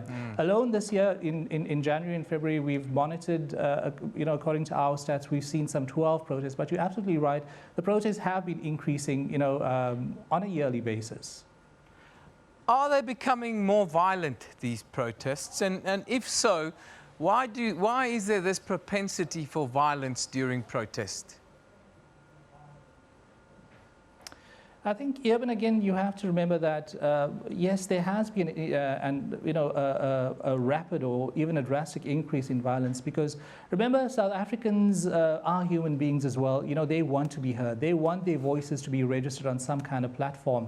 And, if you look at the different spheres of government, national, provincial, local government level, local government is where, the interface between government and the actual citizens at grassroots level happens. So when those voices are not heard, human beings need to be validated. They need to be heard. They need to be seen. They need their voice to be, heard by politicians, high up there. So when their voices are not heard, this is the only mechanism, this is the only feedback mechanism for these citizens to get their voices heard. And the only way to register their voices, their dissatisfaction with what's happening to them on the grassroots level, on ground level, is by, perhaps burning a community hall, burning down a library, blockading the roads, setting up tires, stopping children from going to school. And I'll give you a very good example of what happened exactly yesterday in the Eastern Cape. There was a very, I think it was a brilliant concept, where these school children, the department has been ignoring them for a number of years. These school children embarked on a peaceful service delivery protest, just setting up their desks, their chairs in the middle of the road. And you know what? Within a couple of hours, the department listened to them. Again, it goes back to, we want our voices heard. So that's the reason, this trajectory of the violence from October 2004 to 2017. I think the main issue here is people need to be heard, at that bottom level, not national, not provincial, at local government level. Ranesh, we see, it's nice to hear you talk about these peaceful protests that's going on and how there's response to that. Often we're told the opposite of that. But now we see incidences of violence in our parliament and so forth. Is there a danger of this kind of violence becoming endemic and call it part of our culture, for lack of a better word, going forward? But I think you can't actually compare the two. If you look at the local government community protests, they are, drastically different from the ones that we are seeing in Parliament. Parliament, these protests only started happening, when the formation of the EFF came about in 2013. They won 25 seats in the 2014 national and provincial elections, and the state of the nation has been interrupted 3 years in a row, starting in 2015. Obviously, we know, those protests were kind of instigated by the whole Nkandla, judgment and the Constitutional Court judgment last year. But yeah, you do have a point that, these protests can have an inclination of possibly getting out of hand, because now we see the EFF and then we see other parties within the chamber. We are, the other day we saw COPE as well also joining in, and the COPE's MP, Willie Madisha, was expelled from the House. Then the DA had their own issues, with what was going on in the House, and they, did a mass walkout, with their MPs, all 89 of them. So yeah, I think we have to watch those spaces very closely. Again, it comes down to South Africans, the voice of the ordinary South African voter wants to be heard. And I think that's the main issue underpinning all these kind of protests that we are seeing quite recently. Ronesh, fantastic. Nice to hear the statistics and giving us your view on, well, what's been a lot of protests in the last couple of years. Thank you for joining us. Fly from Durban. That is Ronesh Davra. She is our own researcher, looking, of course, at all of the numbers. But it's not just about the numbers. It's about the effect that it has on our society. Alva says more. Yes, Eben, those increased numbers is concern. Now, there is a sense that the recent university protests, State of the Nation address disruptions, and the service delivery protests that we've seen in this country that turned violent as communities take the law into their own hands to rid the areas of drugs and prostitution, all contribute to the deteriorating the nation's brand. That's South Africa, brand South Africa. Joining us now in studio to talk about the violent protests and what it can do to our brand is brand specialist, Mr. Andy Rice. A very warm welcome to you, sir, and welcome. Thank you. Good morning. First and foremostly, what do you make of this? These protests that turn violent, do they actually harm brand South Africa as a whole? Yes, I think they do. They have the potential to do so. I mean, I think there's, like so many things, there's good news and there's bad news. And the bad news is that I think that when the footage finds itself on international media, I saw the State of the Nation address upheaval on Sky News the next morning. You know, you have to say that it's not entirely appropriate for a nation brand that is built around reconciliation to see the legislators fighting in Parliament. I mean, that obviously is bad news, and it takes a message out to the world that we would not want taken out to the world. That is probably not the correct message that we want to send when there's violence and disruptions. But as citizens and as individuals, are we responsible for our brand as well? Well, partly, yes. I mean, I think, first of all, the good news is that strong brands, and Brand South Africa is a strong brand, tend to forgive short-term lapses and short-term upheavals. So it seems right now, because it's so current, that this was damaging beyond belief to Brand South Africa. But you only have to look at how other strong brands can shrug off short-term issues. Look at, to take an entirely different category, look at what Volkswagen have achieved. Volkswagen were pilloried in the media for their cheating over the emissions tests. And it was sort of, people were saying, well, this is the end of Volkswagen as a brand. Well, what was the world's largest selling vehicle brand last year? For the first time, #1, Volkswagen. So already those things are becoming history. So we could say, well, it doesn't matter because people will forget. That's not good enough, because a brand is built up of the people who contribute to it. Brand South Africa is not some kind of marketing concept. It is the sum of all our behaviors and all our beliefs, yours as much as mine, as much as 50 million other people out there. And if we are expected to take as role models the legislators who are fighting in Parliament, then it could be said that we would be expected to feel disappointed and less inclined to live up to the promise of the brand. The World Cup in 2010, Soccer World Cup in 2010, brought a lot of people to South Africa, exposed South Africa to the world. But ever since then, with all the various protests that we've seen and shenanigans that is happening, do you think that brand equity or brand South Africa's equity is at stake here? Well, it could be if the really violent protests get worse. And I think that there are three critical audiences. There are inbound foreign tourists, inbound foreign investors, and ourselves. I've spoken about ourselves and our role in living up to the brand. I don't think many inbound foreign tourists will say to themselves, I don't think I better go to Kruger National Park because they tend to fight in Parliament in Cape Town. I mean, I think that's too big a bridge, too big a gap to bridge. So and there's no doubt that the best way to build the brand is for people to experience it firsthand. No matter how much marketing you do, bring people into the country, let them experience it firsthand. That's the way to do it. Foreign investors, well, I think they might look at the situation and say there's a degree of unpredictability and there's a degree of drama which we don't like to sit with when we're looking at investments. So they may say, is there a more tranquil destination for our investment somewhere else? We have so much to offer here in South Africa in terms of brand South Africa, but what can we do as a nation to propel that and make people even more aware of what we have to offer? We need to live up to what we want the brand to be. It's one thing to say, well, I want the rainbow nation, I want reconciliation, I want peace and harmony, and then not do your little bit to ensure that happens. And if you contribute to a set of values that says, well, actually resorting to fighting is a good way of solving problems, then you're never going to build that brand. So everybody must make their own small contribution to the kind of South Africa we want to live in the future. What advice would you give to government as a brand specialist today in terms of how do we turn this around and how do we make South Africa, and especially our parliament, more respectable for people to see out there that we have a brand that is valuable? Yeah, look, I think that those kind of brawls in Parliament are doing our brand no good at all. However, they're not unique to South Africa. I can recall many instances in the media of brawls in other countries' parliaments. So perhaps that comes with a passionate political territory. Nevertheless, it's critically important to do what you can to minimize the likelihood of those outbreaks. And I think that the government has been conspicuously failing, perhaps, to take actions that would defuse rather than inflame the situation. Most people would say that in most cases, despite the recordings and images that we see and witnesses, there seems to be, you know, a lack of prosecution when it comes to people found guilty or not even found guilty or just suspected of these type of violent activities. What does this do to Brand South Africa? Well, it's not good, obviously, because you need consequences. Actions create consequences, and you need to take responsibility for consequences. So those who were guilty of inflaming a situation ought to face some kind of sanction, and we haven't seen that. You're right. It's just brushed under the carpet.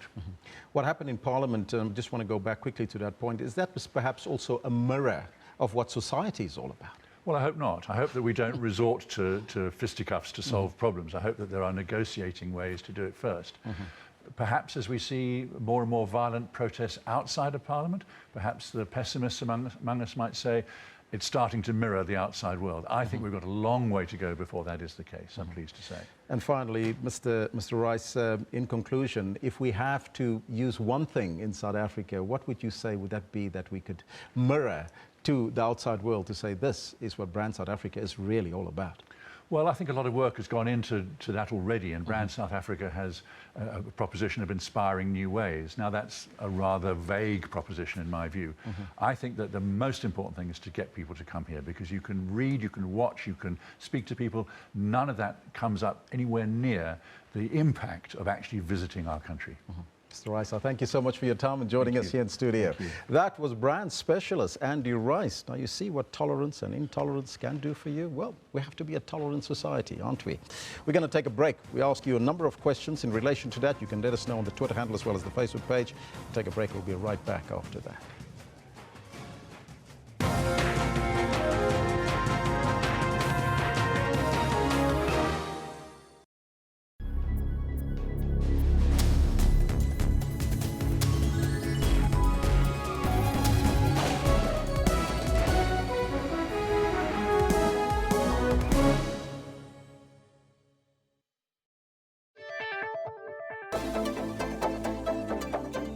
As a transgender activist, do you feel welcome? Are you free here in South Africa?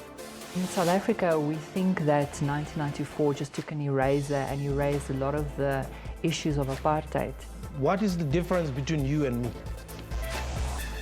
You know, a person can easily say we're all human, but we need to embrace our differences. The fact that it is called a gay club, why are other clubs not called other things? It's a safety thing, you know.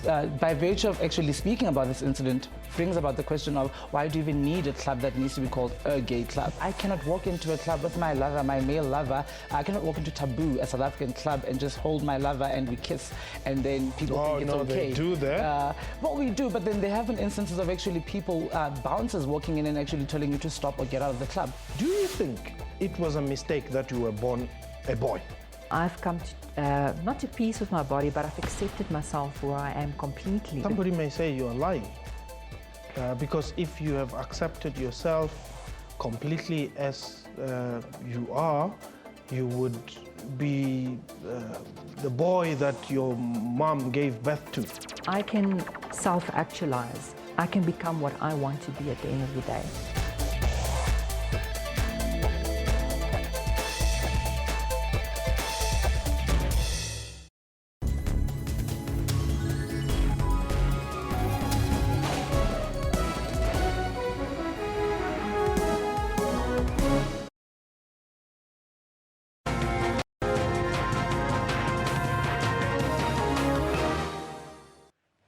Welcome back. You're still with Newsroom, of course. South Africa, well, strikes many observers as a country, well, struggling with widespread violence. Interpersonal violence is a daily reality for many, and several studies of crime statistics indicate that poorer people are more likely to be subjected to such violence. It has been argued that the legacy of apartheid has bestowed to South Africa a culture of violence. But just how true is this statement? Our parliament has become the latest venue for violence behavior. During the State of the Nation address, EFF members traded blows with the White Shirt Brigade, parliament security personnel, before being forcibly removed from the National Assembly. Some members or some MPs have decided to treat this august house like something worse than a beer hall. A few days ago, at least 12 houses were torched during a weekend of violence. Residents in Rosettenville claimed the houses burnt down were used as drug dens and brothels. It's quite clear that we need a cluster approach. The entire justice, security and crime prevention cluster of the national, provincial and local governments need to come in communities such as these ones in order to rescue the hijacked houses and properties, to ensure that we re-establish law and order in these areas. Because if we don't do that, the concerns of South Africans, the genuine concerns of both South Africans and immigrant communities about the situations of crime in these areas will go on unattended to and unabated. A week ago, Mamelodi Sundowns defeated Orlando Pirates in a match that was marked by violent disruptions. Pirates supporters went on a rampage when they stopped into the pitch at Loftus Stadium in Pretoria, disturbing the match because their team was being defeated. In 2016, student protests turned violent. Buildings and vehicles at several universities were burnt down and students were arrested and others injured from the violence. Most universities responded to the violent protest by securitizing their campus, seeking wide-ranging interdicts against students and deploying private security guards. These are all indications of a concerted effort to conduct protest action in a violent, unlawful manner with the intention of destroying property and creating an unruly environment. In Limpopo, 23 people, including a 16-year-old boy, were arrested for their alleged involvement in the torching of schools and other buildings in Tabarara village in the Chitare area. Vuwani resident engaged in violent protests for weeks against the Municipal Demarcation Board's decision to incorporate their town into Malamulele municipality. Community members are believed to have torched about 20 schools and extensively damaged others. Tens of thousands of children were affected by the crisis as some schools were completely gutted. Yeah, that's the tale of the tape, as it were. Let's have a look at the poll we've been running. We've been asking you, are we becoming a violent and intolerant society, and why? Well, overwhelmingly, you guys are saying yes. 161 votes in, 86% say yes, we are. What are you guys tweeting us? Let's have a look at some of the tweets with regards to this question. Mark Kotze says, Newsroom, we've been shrouded in violence since Jan landed.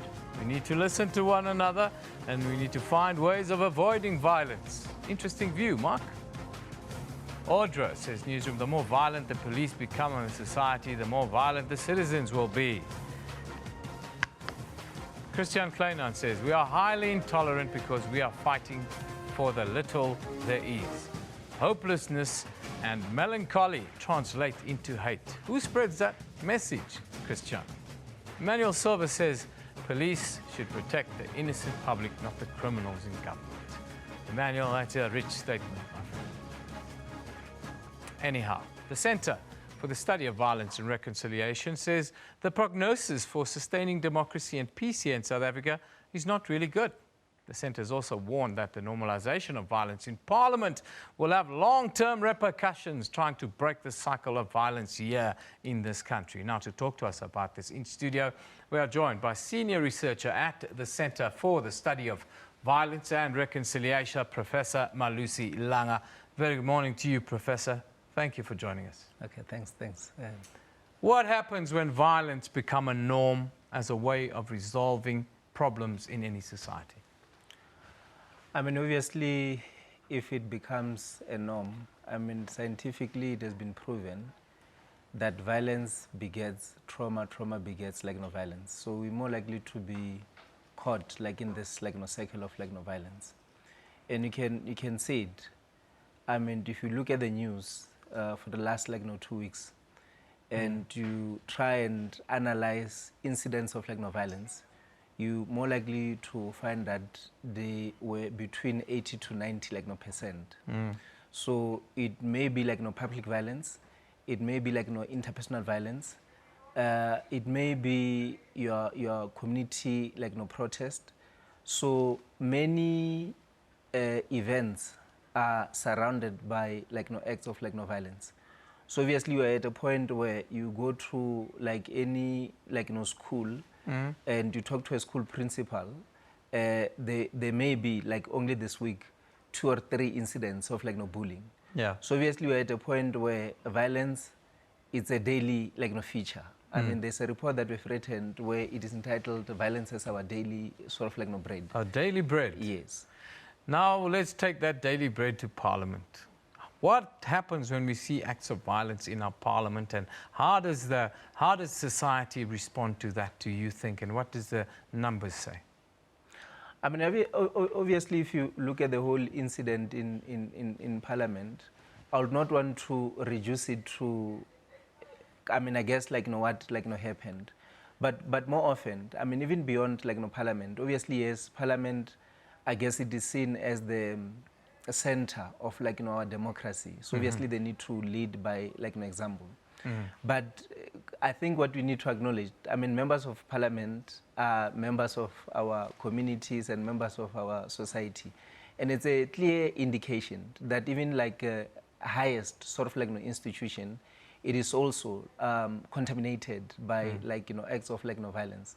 And of course, I mean, with SONA, everyone has expectation to watch it, and obviously it was being watched by millions of people. Yeah. And I mean, a lot of people commented on that. I mean, to say some of us were seated with our kids, and our kids seeing adults behave the way they behaved. Yeah. It raises a lot of questions. Yeah, absolutely. I was in a similar position. I was sitting with my children watching Sona, and I had to decode it to them who, 9 years and 14 years old, who couldn't really get their heads around it. And I could see how disturbed they were if these were our leaders. But let's just talk about historical context a little bit, because often we are told, oh, South Africa, we've got a history of apartheid, and because of this, we have to understand that violence will always be part of our journey. Is that simplistic, or is that true? I mean, obviously, if you look at our history, I mean, we often talk about what we call intergenerational, trauma, how trauma, I guess, passes from one generation to the next. And of course, I mean, with our new dispensation, I guess our transition into our democratic, dispensation, there's a long, history where an argument has been made that obviously we have so many unresolved issues. And the issue of inequality, I think it is inescapable. It's an issue that we need to find a way of addressing it. Because if we look at the stats, in terms of what are the causes of crime, yes, I know people say, are we not using this as an excuse and as a justification for people to commit crime or acts of violence. The issue of unemployment, the issue of poverty, the issue of inaccess to basic services are at the heart of, I guess, all forms of violence. Yeah. Be domestic violence, which is more interpersonal, big community protests which are public in nature. Yeah. So if you look, some of them are interconnected and interrelated. Yeah. If you're to do a thorough sort of analysis. So I argue in some of my work, to say the best way to deal with violence, it is not increasing police. Yes, of course they will play a role in decreasing that, but scientifically it has been proven. Between 2008 and 2012, we did increase the number of police. But evidence that we have at our hand is that that did not reduce the level of crime.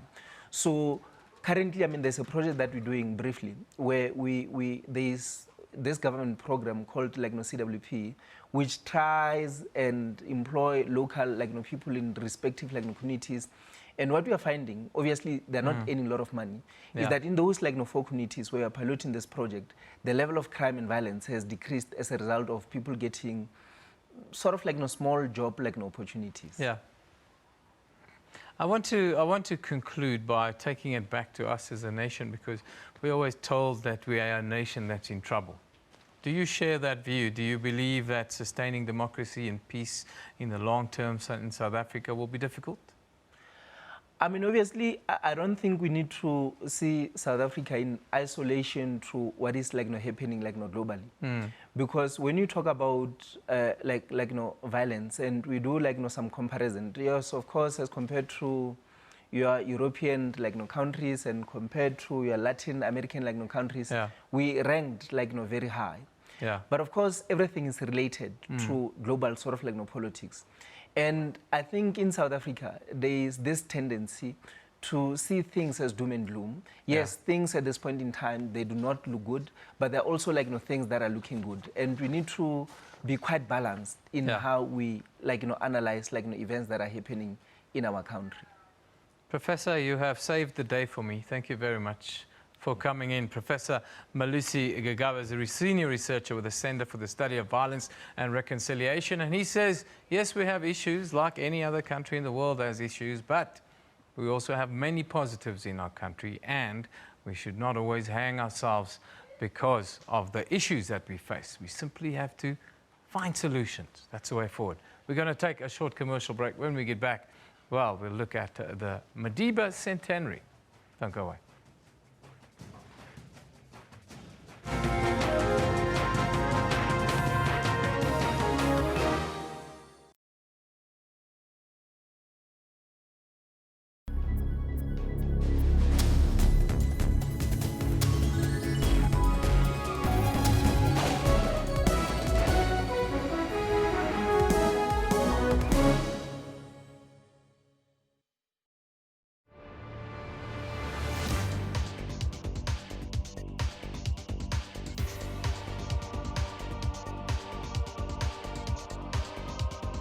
The Orange River is South Africa's major river. It rises in the Drakensberg in Lesotho, known as the Senqu River. It flows through Free State via Van der Kloof Dam, Eastern Cape into Gariep Dam, Northern Cape and Richterveld Transfrontier Park, which is part of Namibia. Orange River is 2,090 kilometers long. It finally flows into the Atlantic Ocean at Alexander Bay. Britain will leave the EU single market when it exits the European Union.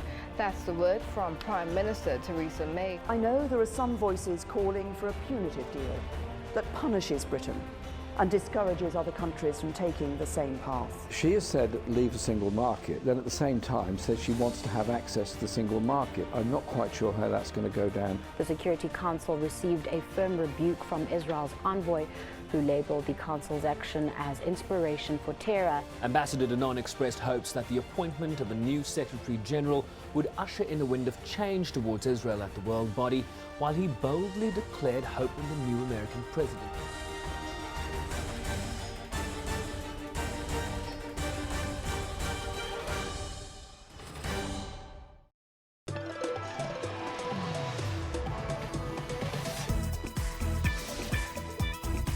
Came up with this really cool concept that we both absolutely loved, and it was tennis inspired, sports likes if you will, but still really edgy, and of course still staying true to who she is as a designer, which I felt was very important.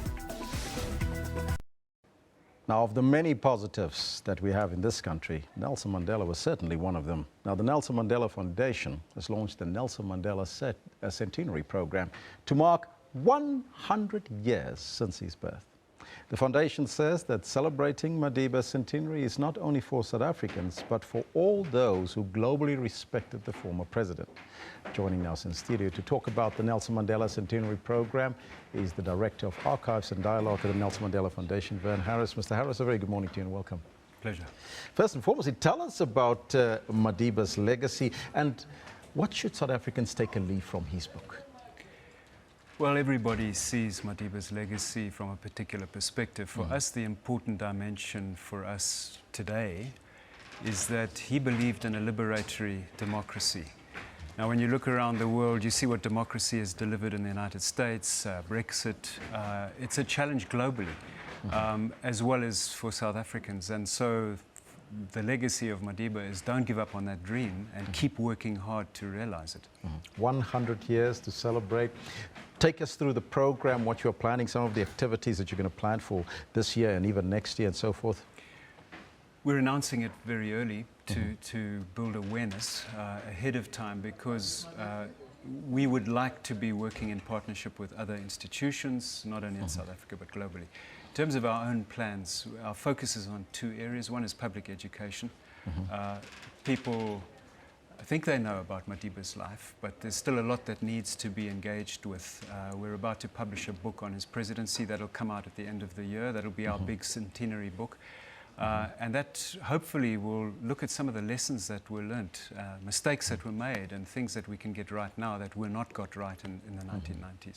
So those are the two issues that you focus on. So what are the main aims and of course the objectives at the end of this that you want to achieve?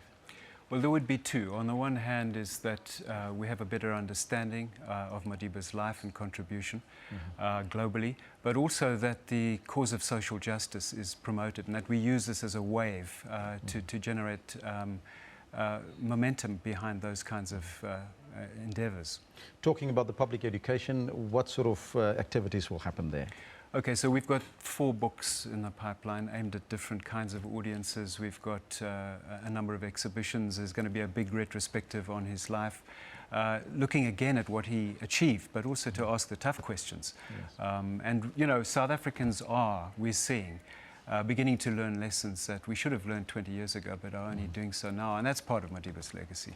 Now, the book project is very important because it's called Letters to Madiba, in which primary students or children are invited to submit their letters throughout the year. And how will this now work for kids that's at school? How will they do this if they perhaps live in a rural area and not close to Johannesburg? Yeah, this is one of our book projects, and that's one that's aimed obviously at younger people. We will be working through institutional partners which work with young people here in South Africa, but also globally. We'll be working with our embassies as well, because we want a nice spread of views and perspectives. If they the public want more information, where can they get hold of that? They can get hold of the Nelson Mandela Foundation. They can get onto our website, and we've got a whole page on the centenary, and we can answer any questions people have. Mr. Harris, thank you so much for your time and joining us here in studio. Well, that was Vern Harris. He is the Director of Archives and Dialogue at the Nelson Mandela Foundation. Right now, it's time for Kendall Makamate with your sports news. Thank you very much, Elvis. Good morning to you. Now, the Proteas started off pretty well in their one-off T20 against New Zealand in Auckland. They lost their toss, they sent into bat by the host, and they put on a fantastic total. Hashim Amla, Faf du Plessis, JP Domi led the charge from the front, getting South Africa to a competitive total of 185 for 6. Now, with me is Dumisa Makalema to talk about how Chris Morris, Anile Petlukwayo, as well as Imran Tahir have gone about wreaking havoc out in Auckland. Good morning to you, and thanks for coming back. Always a pleasure, Kendall. Thank you, man. This T20 against New Zealand is part of the bigger scheme of things. It's part of the preparation for the ICC Champions Trophy later on in the year. But right now, we've got some visuals right now, which are coming out live, brought to us by SuperSport, of exactly what's going on live with Tahir bowling right now. He's got 3 for 23, fantastic figures. We were expecting this from Imi. Of course, I mean, he's just climbed up to #1 rankings in both the T20 and the One Day as he's showing his skills. He's a very difficult man to put away, and once again, South Africa is counting on him. So at the moment, South Africa is in very good hands in terms of their spin bowling department. Chris Morris came on, put on a double wicket, made it just in the third over. Would you have expected Morris to be doing that, to be the lead attack bowler? It just shows how much work he's done in the time that he was injured. He's come back and he's put up the numbers on the board towards the end of the Sri Lanka series, and he's taken responsibility. We've rested Andile Petlukwayo, we've rested KG Rabada, and Chris Morris has just come up and he's just putting the numbers on the board. Yeah, Patterson has also come in. He's like the top domestic bowler in South Africa. What can we expect from Patterson, and what kind of trajectory do you see for his career? Listen, I like the way the selectors have gone about their thing with him. You know, he's been playing franchise cricket for a number of years now. He's kind of one of those guys who's been groomed, and at the moment he's doing very well for his country. You know, he's taking the new ball. He's very dangerous to the new ball. Short guy, very skiddy bowler. You know, he bowls wicket to wicket, and he doesn't usually go for a lot of runs usually. So he's doing the job now for South Africa at the top of the bowling lineup. Now, between the two innings, South Africa's and New Zealand, we had JP Duminy talking to the press, and he said it's a bouncy wicket. It's a bit of a bouncy wicket because of the rain. It's been raining. It rained 3 days coming into this T20. How do you think South Africa are getting it right, whereas New Zealand got it wrong to get South Africa to 185 so high? How is it that South Africa has gotten it right with their bowling? South Africa has got it right with their bowling because our bowlers have been playing. You know, we've just come off a series with Sri Lanka. They've hit their stripes. We've actually just wiped Sri Lanka out the way. So we've come into this series with our bowlers in form. You know, and also they've done their research in terms of how the conditions and the fields are. I know we've just flown in there. You know, we've analyzed the field, very short, straight boundaries. So we're kind of getting the basics right. So our bowlers are doing a good job with the batsmen, which are backing up also the bowlers with putting up the numbers. Our batsmen are informed, the likes of Hashim Amla, as we saw, JP Duminy. So I really think our South African team is doing a very good job at the moment. The team has just been confirmed as the #1 ODI side in the world coming into this T20 as well as the rest of the series. Do you think that in preparation for the Champions Trophy, this is the right kind of thing they should be doing? Because, look, for example, we know that Amla has been out of form of sorts, but he's done extremely well. Quinton de Kock, he went out for a duck. He'll come back in. But Amla getting himself a 64, that's phenomenal stuff, isn't it? Absolutely. You know, Amla had a very trying series against Sri Lanka, ended off very well. So in terms of Champions League and leading up to, to that sort of a competition, it's very important to get our batters in form and also our bowlers in form. But I think the way our team is going in the direction that they are taking, they're a very unstoppable team at the moment. And there's no doubt that they're going to be a force to be reckoned with in the ICC Champions Trophy. As you said, they've just climbed up to #1, and well deservedly so, because we've put up wins after wins, you know, starting from Australia, now Sri Lanka, and now it looks like New Zealand, you know, it's not going to be that much of a hassle, although they are the #1 T20 team in the world at the moment. Right now, actually, I've got visuals right now of how South Africa has literally taken New Zealand out. Fantastic stuff. I mean, nobody expected it to be over so quickly. I think it seems as if they're out for 107, South Africa winning by 78 runs. Just phenomenal by the Proteas. Absolutely, it just shows the kind of form that we're in and the kind of team, you know, that Russell Domingo and Faf du Plessis are running there. It's a very good atmosphere. The guys are playing good cricket. They seem very happy out in the field, which is very important competence, you know, when you are driving a team. Just 6 months ago, we were talking. I say we because I was one of them, talking about how Russell Domingo really needs to be looking at maybe taking a sabbatical. But here he is, and you're talking about how he's put together a team that is world-beating, that is doing extremely well against the same side and the same wicket, mind you, where we lost that semi-final against New Zealand. Absolutely. I mean, looking at Russell Domingo's record, it's actually very impressive.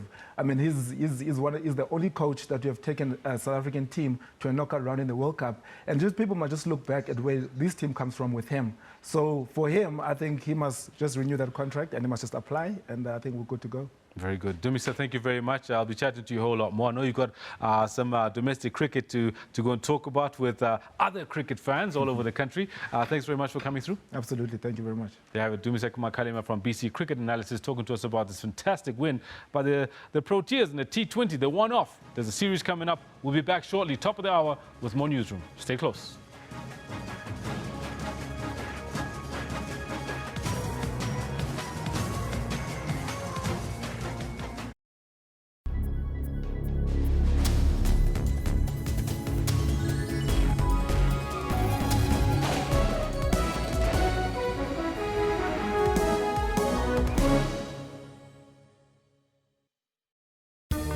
Water-wise, water is an essential need. The scarcity of it could lead to loss of many lives, including livestock, plants, and much more. It requires us to use it sparingly and responsibly in times of need, failing which our taps and sanitation will not function. For more on water and weather issues, stay tuned to News Today, every Friday at 4:45 Central African Time. SABC News, making you water-wise. Probably we should ask the question, is the ICC targeting African leaders? For the life of me, I would hate to be charged with crimes against humanity. Very few people can deny nor ignore that there are crimes being committed on the African continent at this very moment. Now, we need to be able to hold people to account regardless of where they are from. South Africa has a body of international law that it's committed itself to, that seeks to counter impunity in the world when it comes to gross human rights violations. In this specific instance, we have a problem. By the way, you must remember that South Africa has a law on extradition and mutual legal assistance that enable us to extradite any fugitive of justice from anywhere in the world so that they can stand trial for whatever crimes.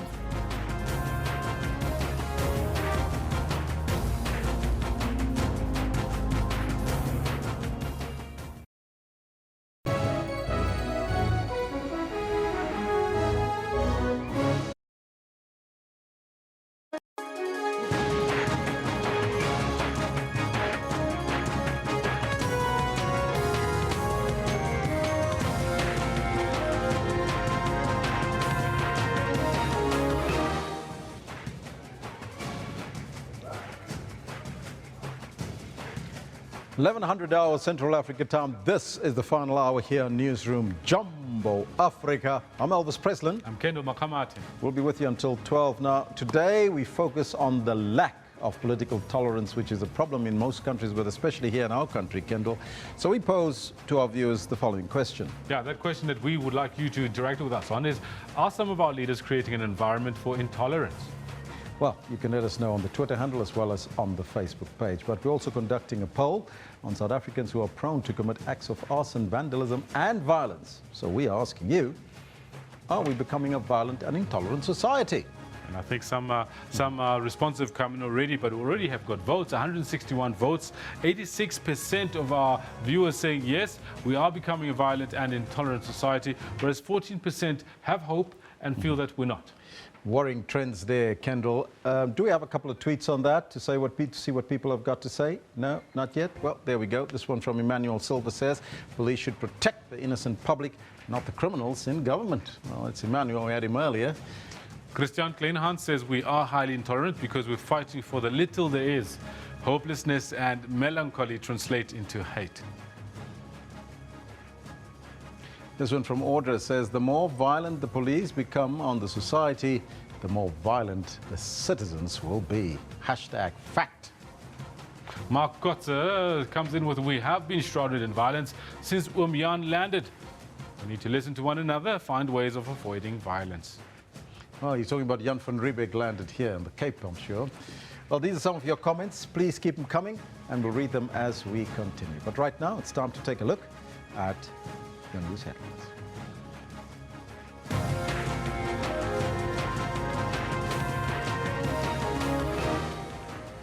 The South African Weather Services says that South Africans should brace themselves for a wet weekend, as rainfall is predicted for most parts of the country in the wake of tropical cyclone Dineo. The National Treasury and the Reserve Bank say they view the allegations of currency trade manipulation involving some banks in a very serious light. And 72 people have been killed and 250 more injured in Pakistan when a suicide bomber turned a spiritual dance celebration into a slaughterhouse. Those are all your headlines, but before we get to the news, let's find out from Kendall Makamate what's happening on the final hour in the sports. Well, we were hoping to be able to bring you live visuals of what's happening out in Auckland in that match between New Zealand and the Proteas. The Proteas have done what we wanted them to do. They bowled New Zealand out, winning by 78 runs, restricting them to 107 runs. So phenomenal stuff by the Proteas. We'll be bringing you more detail about that later on in the Sports Bulletin. This is what else is coming up in the sports today. It's good for Sundowns. You know, let's go for it and let's measure the club. Let's see how far good are we. Mamelodi Sundowns are determined to become only the second South African team to win the CAF Super Cup when they face TP Mazembe in the final tomorrow. To go at Old Trafford, and 3 goals for Zlatan Ibrahimovic. The inimitable Zlatan Ibrahimovic inspires Manchester United to a last 32 Europa League victory over Saint-Etienne with a very easy hat-trick. All this and more I've got for you later on the Sports Bulletin. Be sure to stick around for it, but do stay with Elvis because he's got the news. Certainly, Kendall, top story this hour. South Africans should brace themselves for a wet weekend as rainfall is predicted for most spots in the country. The heavy rain comes as tropical depression Dineo is moving towards South Africa after wreaking havoc in Mozambique. At least 7 people have been confirmed dead. Mozambican authorities say that the number may rise as more heavy rain is expected in Inhambane as well as the Gaza provinces in the south. Mpumalanga and Limpopo here in South Africa are expected to be the hardest hit by the wet conditions. Rugged and rural, Nyambane province was affected by the storm. Houses blown. The area is without electricity and communication is completely cut off, making it difficult for the rescue operation. All the communication is gone down, and the teams have to go physically get the data, and after that they have to come back to the capital province in order to organize all the information. Now we have some information, but this information is not the definitive. Yeah, now we have some information that we can share with you. For example, now the population, the total population affected, it's around 130,000 people who are affected, and in this we have seven people died. The National Emergency Center is concerned that the death toll could rise and has dispatched more personnel to affected areas, and more rain is projected. Dumela Macho, SABC News, Mozambique. Now for the latest on Cyclone Dineo in Limpopo, on the line we are joined by Esme Magwaza, the head of Disaster Management Center in Limpopo. Very good morning to you, Ms. Magwaza, and welcome. Good morning and thanks. Now, first and foremostly, the cyclone started moving in towards Limpopo province yesterday evening. Were there any major incidents reported to your office? No, we haven't had, fortunately, we haven't had major incidents. Just a few households that have been affected, houses collapsing and also roofs being blown away. We still under 10 in terms of the households that are affected last night. Now, which areas will be most affected by Cyclone Dineo? Is it the whole province or is it just certain areas? And what steps have you put in place to deal with the anticipated disasters? The most areas that will be affected is Vende, with the cyclone moving from the Zimbabwean border through to Botswana. So we're expecting that Vende will be affected, and Mopani, because there are 100% chances of rain predicted in that area. Mm-hmm. But also, Waterberg is emerging as starting to have the showers, I think, because of their connection with the Botswana border. Have the storms subsided a little bit as from what you can assess? Well, we're not sure. We planning, all our plans that we put in, we're saying that the worst is not over yet. The weekend is still critical. So we will be monitoring the situation over the weekend, and we've put plans in place to respond in the case of any eventuality. Mm-hmm. What advice would you give to the residents there of the affected areas? The advice to communities is that they must, if possible, stay indoors this weekend, but also make sure that they in their homes they take some security measures, like making sure that when you sleep at night you switch off all your appliances in case of flooding, and they must just be careful on the roads, both when they are walking and driving. Ms. Magwaza, thank you so much for your time. Okay. That was Esme Magwaza, the head of Disaster Management Center in Limpopo. Let's move on now. The National Treasury and the Reserve Bank say they view the allegations of currency trade manipulation involving some banks in a very serious light. In a statement, the National Treasury says it would welcome any steps taken against wrongdoing and will respect whatever outcome is taken. Meanwhile, the Reserve Bank says the banks will continue to monitor developments closely. The reported collision, 17 local and foreign banks in alleged price fixing. Absa, Standard Bank and Investec are among the institutions implicated, along with a variety of big global banks such as JP Morgan Chase, the Bank of America and HSBC. The Competition Commission has decided to prosecute the banks for collusion and price fixing of the rand. It says the collusion of the banks to manipulate the rand began way back in 2007. In the following years, the value of the rand fell to record lows. It took the Competition Commission 2 years to investigate the matter. Analysts suggest that says that it means that it has gathered strong evidence to secure a conviction by the Competition Tribunal.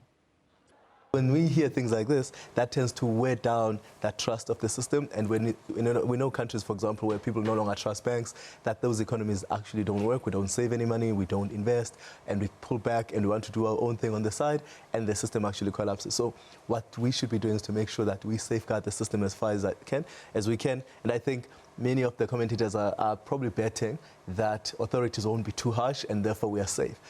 It might be actually that the authorities will be very harsh to make sure that this is. President Jacob Zuma says his government is prepared to work against market abuse, price fixing and collusion in the private sector. This comes in the wake of the Competition Commission's finding, which found that some banks colluded to manipulate the currency. The president was giving his reply in Parliament yesterday following his State of the Nation address last week. An opportunity to reply after 2 days of debate on his State of the Nation address. The chaotic scenes of last week still on his mind. Let me thank all South Africans for taking the time to listen to the SONA. In spite of the shocking and unbecoming behavior that was displayed in this House again last Thursday by some members. He also touched on the Competition Commission's decision to prosecute several banks for currency manipulation. Government is prepared to act against market abuse, price fixing, and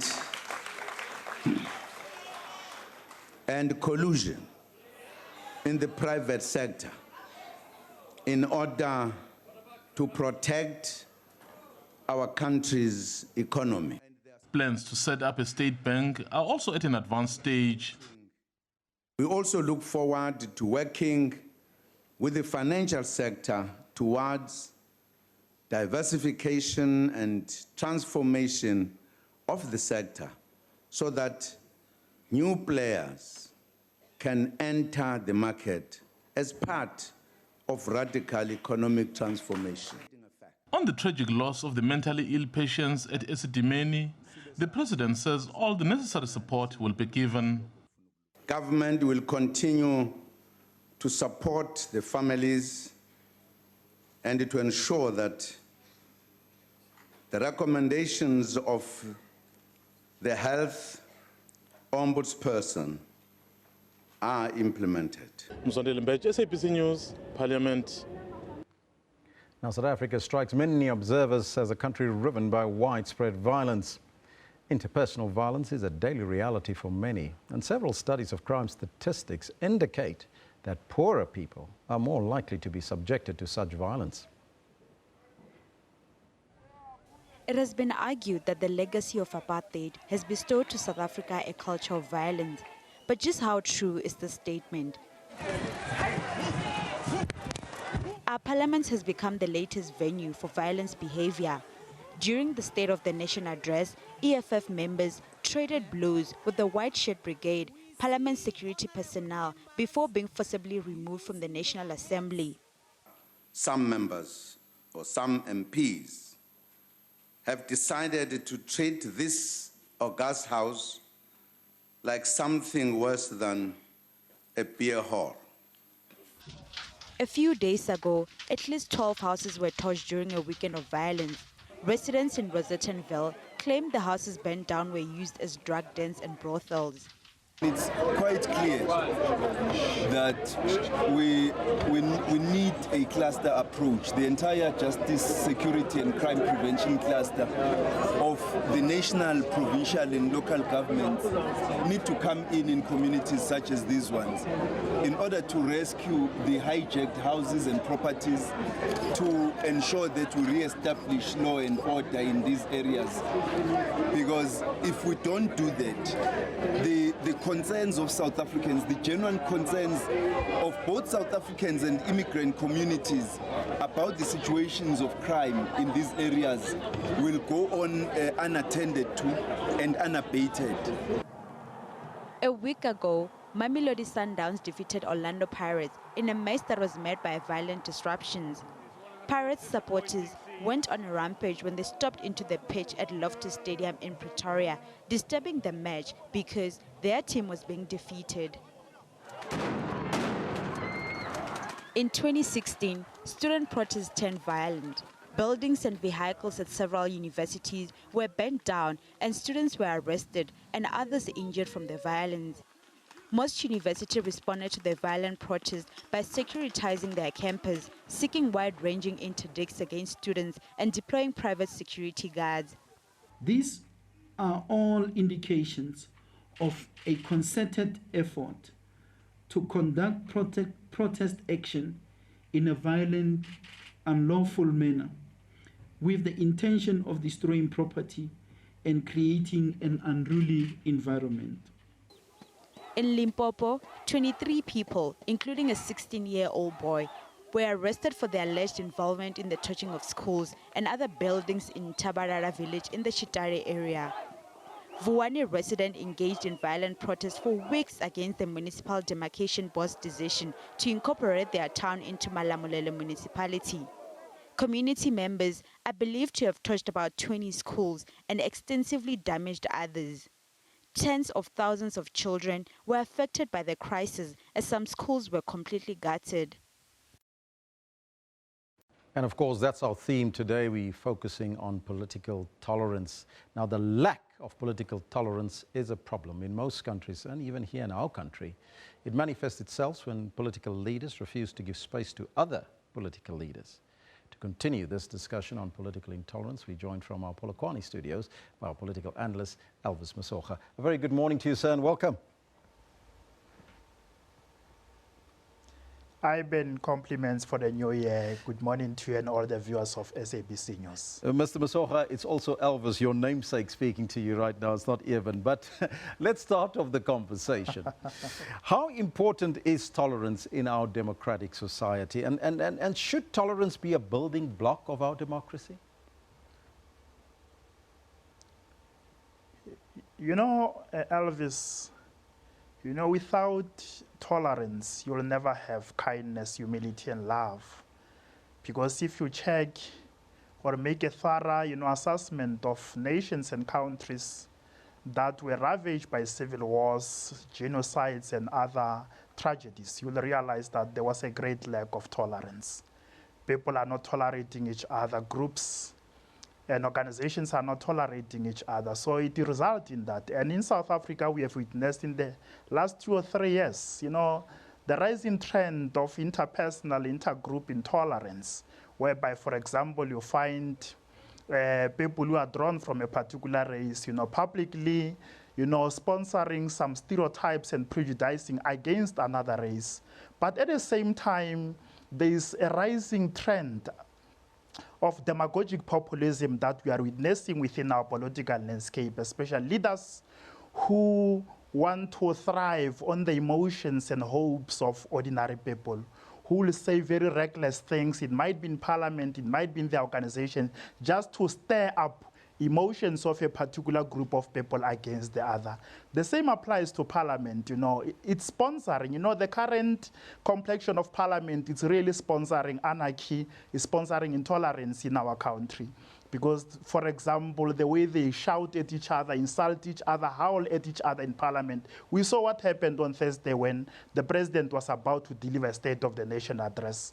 Some, you know, members of parliament forgot about, you know, dignity and honorability, behaved like people in a drinking places. And I agree with President Jacob Zuma that there are some members of parliament who can't differentiate between parliament and a drinking place like a tavern. The behavior that we saw on Thursday was similar to, you know, skirmishes that you will witness in parliament, we will witness in a drinking place in a tavern or a beer hall. I fully agree with that. But even our leaders, to a large extent, are contributing to this intolerance that is ravaging our society. I'm going to come back to the point of parliament in a short while, but based on our violent past that we had and during apartheid, did we transfer that violence into our newfound democracy, you think? Absolutely, because another critical dimensional causality to this problem of intolerance is our socio-political history. Remember, before 1994, we had, you know, a type of a society whereby all the privileges, be they financial, economic, educational, and social, were exclusively to the benefit of the white people, to the exclusion of the black majority. So that kind of economic arrangement which empowered white people at the exclusion of the black majority created a certain kind of a hostile public consciousness or attitude. That is why even you check today, if you assess the color of poverty, unemployment, and illiteracy, that color is black. And if you check the color of wealth, you know, employment and prosperity, that color is white. So to a large extent, apartheid has tempered with the mindset and consciousness of so many black people. That is why even today, you find these kind of things, you know, keep on happening in South Africa. The racial stereotypes, the racial slurs that are said by some white people against black South Africans is not necessarily a personal issue, but it is a byproduct of our socio-political history. Mm-hmm. How, on the other hand, do we deal with political assassinations, these mob justices that we've seen, acts of xenophobia, and we've even seen communities standing up here in Rosettenville in Johannesburg, where they went and burned down some properties of suspected drug dealers and prostitutes? You know, what we need more than anything in our country is, you know, the rise of matured leadership, the rise of inspirational leadership. At what level, at municipal level, at provincial level, at national level, it's something that to a large extent is lacking. For example, you find community members, because they are led by a particular populist demagogue, they can go and burn down the house that belongs to a mayor. You find anywhere a political organization, because it is led by a populist demagogue, they can just do all sorts of anarchy and recklessness. So usually these kind of things are spearheaded by some demagogic leaders. So we are lacking inspirational leadership in our country. At times in our churches, at times in our political organizations, in cultural organizations, and in our residential areas, there's this great lack of inspirational leadership. That's why we continue to experience this intolerance in our country. But if leaders can lead by example, can preach a gospel of harmony, a gospel of love and kindness, I don't want to lie to you, Elvis, we are going to see a dramatic decrease in these violent protests, in these violent interactions between South Africans. Mr. Masocha, when it comes to Parliament, what are your recommendations for promoting political tolerance and, of course, to mirror that against our society in order for them to take a leaf from Parliament? You know, very interestingly, the answer lies in, George Orwell's book, Animal Farm. In Animal Farm, if you read it, there's a page whereby Snowball is one of the animal characters in that book. He suggested the creation of a Wild Comrades Re-Education Committee. That committee, the Wild Comrades Re-Education Committee, was meant to control those rebellious, uncontrollable and anarchic, animals that were not towing the line. And I think our parliament must go and read that book and make use of that, because we need a thorough re-education of leaders in our parliament. The anarchy, the belligerence, and the reckless display of attitude in our parliament, it must be stopped. Because millions of South Africans are always watching Parliament, especially when the president is addressing. Ordinary young people, kids at primary school, when they see parliamentarians, insulting each other, battling each other, fisting each other, they are going to reflect those things that they see on TV, at school, at crèche, and we are going to have a violent society. So I think that is exactly, that can be a solution. So others shouldn't be more equal than others, you reckon, Mr. Masocha? No, but I was fascinated by that idea of creating a Wild Comrades Re-Education Committee. I think it is needed in government. They are wild members of parliament, and they are destroying the decorum of our country. We look up to them as our leaders to show us an inspirational direction. But unfortunately, they teach us to be anarchic. They teach us to be belligerent. I thank you so much for your time, sir. That was a political analyst, Elvis Masocha. He's my namesake out in Polokwane. Thank you so much for joining us. Let's move on now to other stories. We've been talking about it. It's been a turbulent week in Rosettenville with violent protests over prostitution and drugs. 11 suspected brothels were torched. Then the area became a political playground with different parties promising change. Our SABC News reporter, Griselda Lewis, and cameraman Herbert Memela returned to the suburb in the south of Johannesburg. Life in and outside brothels is back as normal, it seems. Well, it's been days since the Rosettenville community rose up against drugs and prostitution, torching several known brothels, but nothing has changed. We take you inside one where it's business as usual. Rosettenville, at night, its dark underbelly revealed. We return here after violent protests by the community to find sex workers running the streets again. And the brothels that came under attack, the doors open again for clients. That is where they threw the petrol. On the mattress, they poured it on the metal and they lit it. So it came and it caught the roof, and that's how this place opened. Just days ago, this community went on the rampage. But despite the outrage, these sex workers say they're not going anywhere. It's not that we're robbing people or we're forcing people or something by force, no. If you talk to the client, you agree, and then you take the client inside, you do your own business, and then the clients go. There's no any problem we are doing here. And the harsh economic realities, part of their lives. A heightened police presence in the area is not preventing these sex workers from earning a living. Sweat, a lobby group calling for the decriminalization of sex work, says policing won't help. Sweat has been championing a complete overhaul of legislation. Caught in between economic hardship and an angry community who want them out. Since 2014, the estimated number of sex workers in the country has more than tripled, from 156 to 700,000. Griselda Lewis, SABC News, in Rosettenville, Johannesburg. It's unfortunate that I'm not really getting the full cooperation of the national government to assist us so that we can come out with a joint plan, because as a city of Johannesburg, we have competencies at local level. Unfortunately, some of the issues are of a national nature, like making sure that we have the prosecuting authority so that criminal elements are prosecuted accordingly, that we don't have jails as a city, we don't have the courts. So as long as we're not getting the full cooperation of national government, unfortunately this will remain a challenge. However, I'm saying to residents of Johannesburg, I'm not going to give up on this. I will ensure that I put everyone accountable to this matter.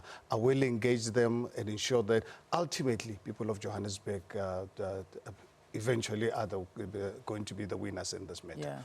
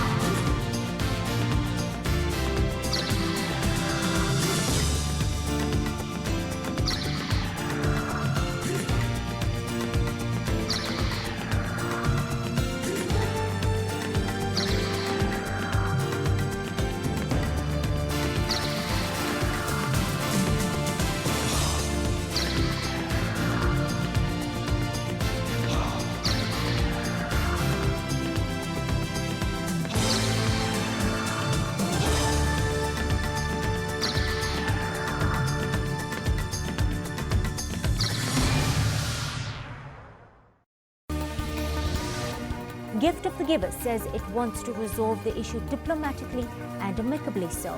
It still believes it could be a case of mistaken identity. OPEC members Nigeria and Libya, both suffering setbacks in production, were given exemption. In 2016, the airline was voted the leading airline in Africa by passengers in the World Travel Awards. Currently transports more than 160 tons of cargo.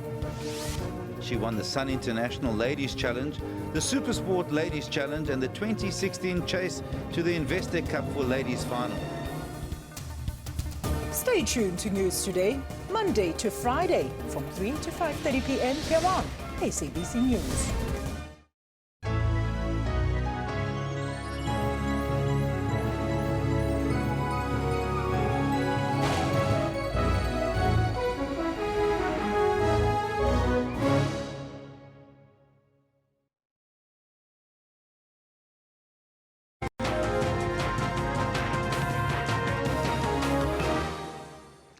Taxify, a cab service similar to Uber, has grown exceptionally in Africa since its launch in 2014.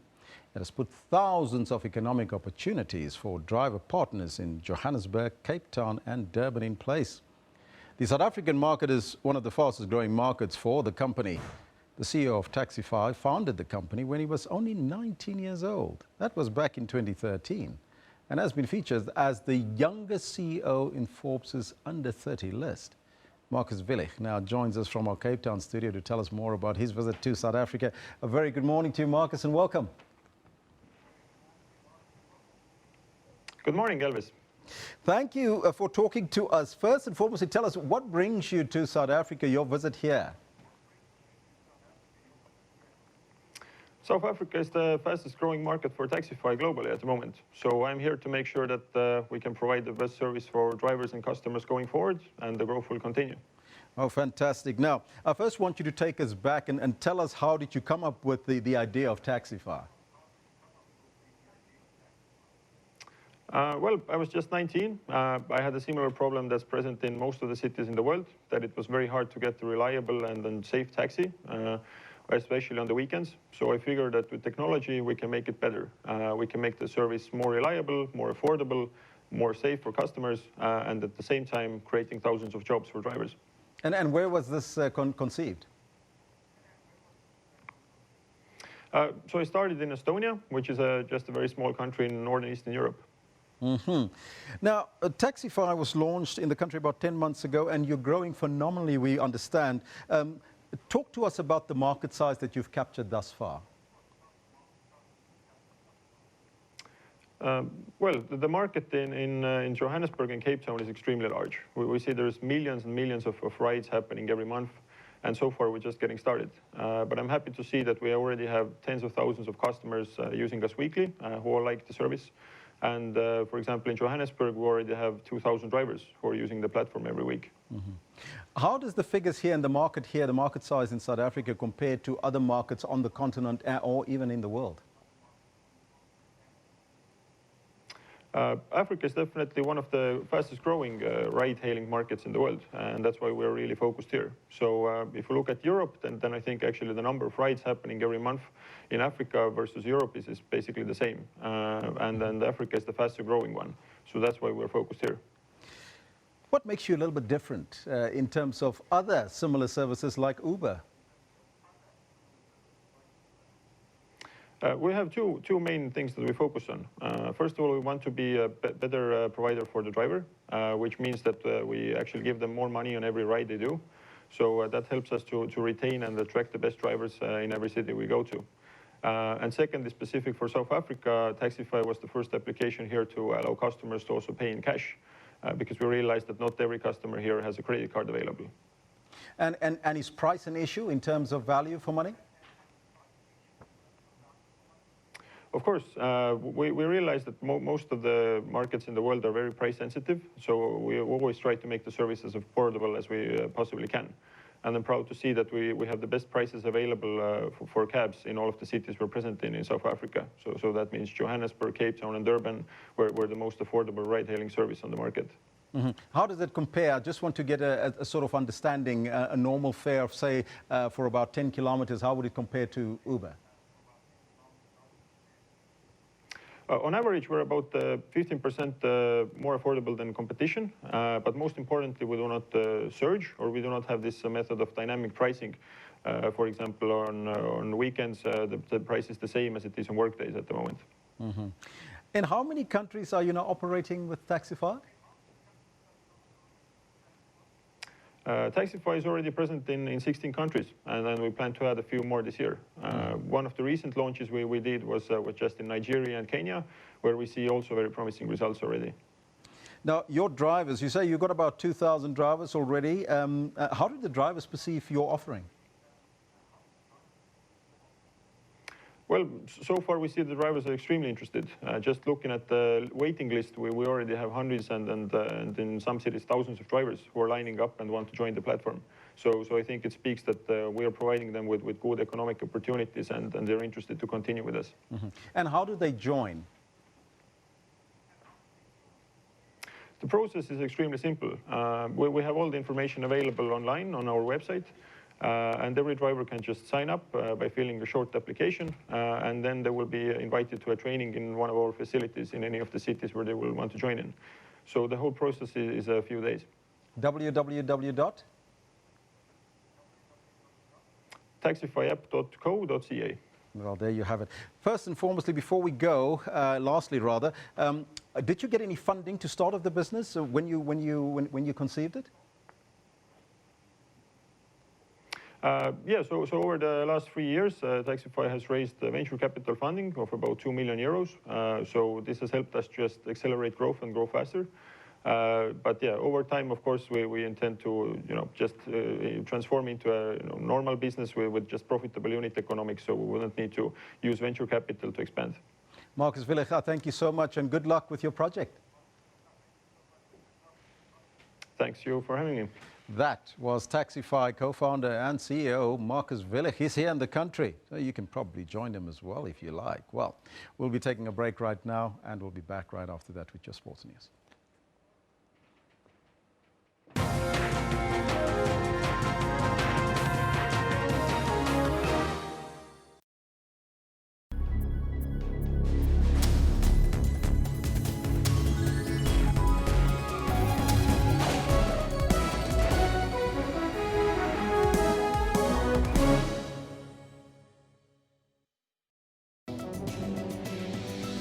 may be associated problem with the arteries of the heart in patients with hypertensive heart disease, and in some instances it's just pure the muscle disease problem.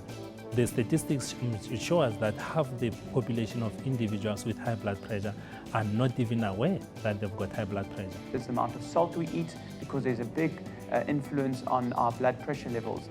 So using less salt when you're cooking, less salty spices when you're cooking, not adding salt to the table, but rather using other spices and herbs to flavor your food.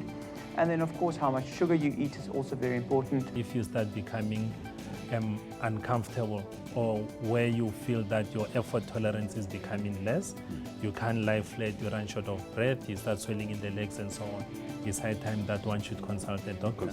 Join Health Talk every Saturday for all your health news.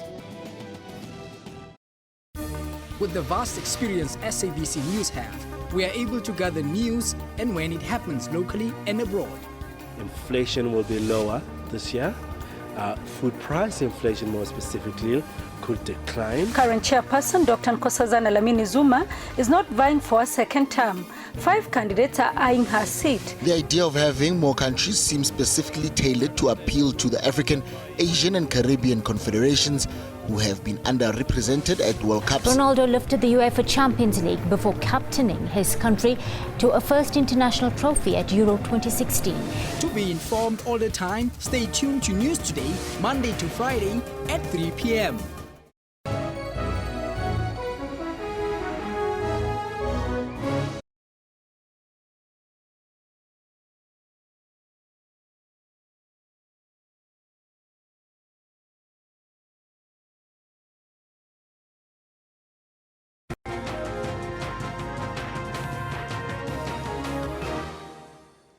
Welcome back. It's time for the sports now. South Africans' total of 185 for 6 in their T20 against New Zealand was just too much for the Black Ferns, who stumbled to 107 all out to give South Africa the victory by 78 runs. The Proteas completely outclassed the hosts with a clinical performance with bat and ball.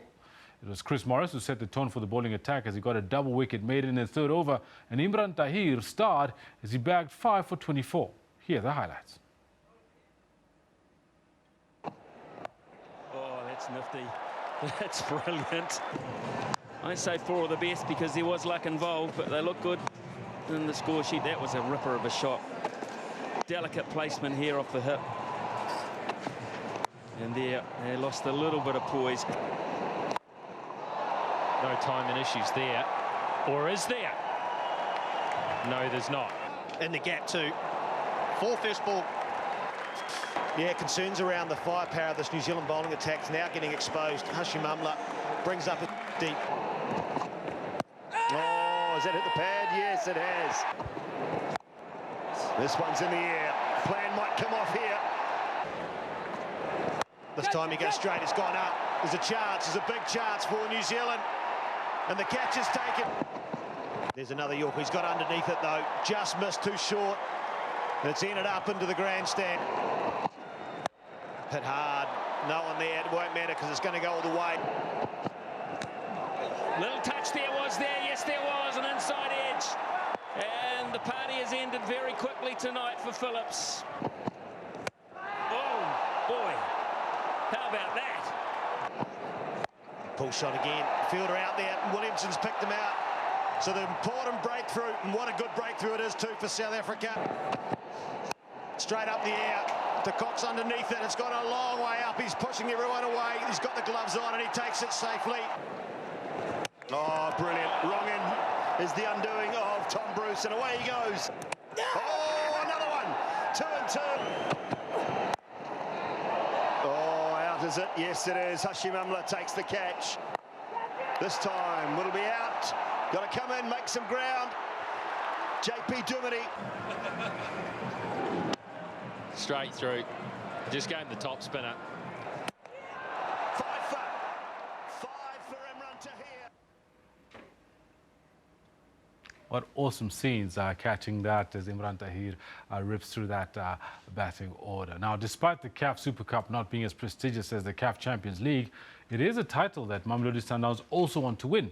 And to add to that piece of silverware to their cabinet, they'll have to beat one of the biggest clubs on the continent, TP Mazembe of the DRC, on Saturday. Sundowns are also determined to make history by becoming only the second team from South Africa after Orlando Pirates to win the Super Cup.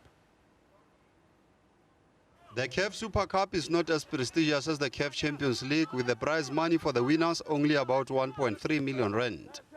Sundowns pocketed 20 million rand after beating Egypt's Zamalek over 2 legs in the Champions League final. But Sundowns want to be counted amongst the big teams on the continent, and that's why they need to beat TP Mazembe on Saturday. If we have an opportunity to make history, let's create history. Let's create records and win the cup. I understand that Pirates has won this cup before, if I'm not mistaken, the Super Cup. I don't know. I'm not sure, but yeah, then it means we are following Pirates. Let's follow them. We want to make history. I mean, we want to see ourselves counted as well. And then you see when Real Madrid play the Super Cups overseas, and they take it seriously. And in TP Mazembe, Sundowns will face arguably the second most successful club on the continent after Egypt's Al Ahly. Mazembe have won the Champions League 5 times and the Super Cup 3 times. We're playing one of the best teams in Africa, make no mistake. It's one of the best teams in Africa.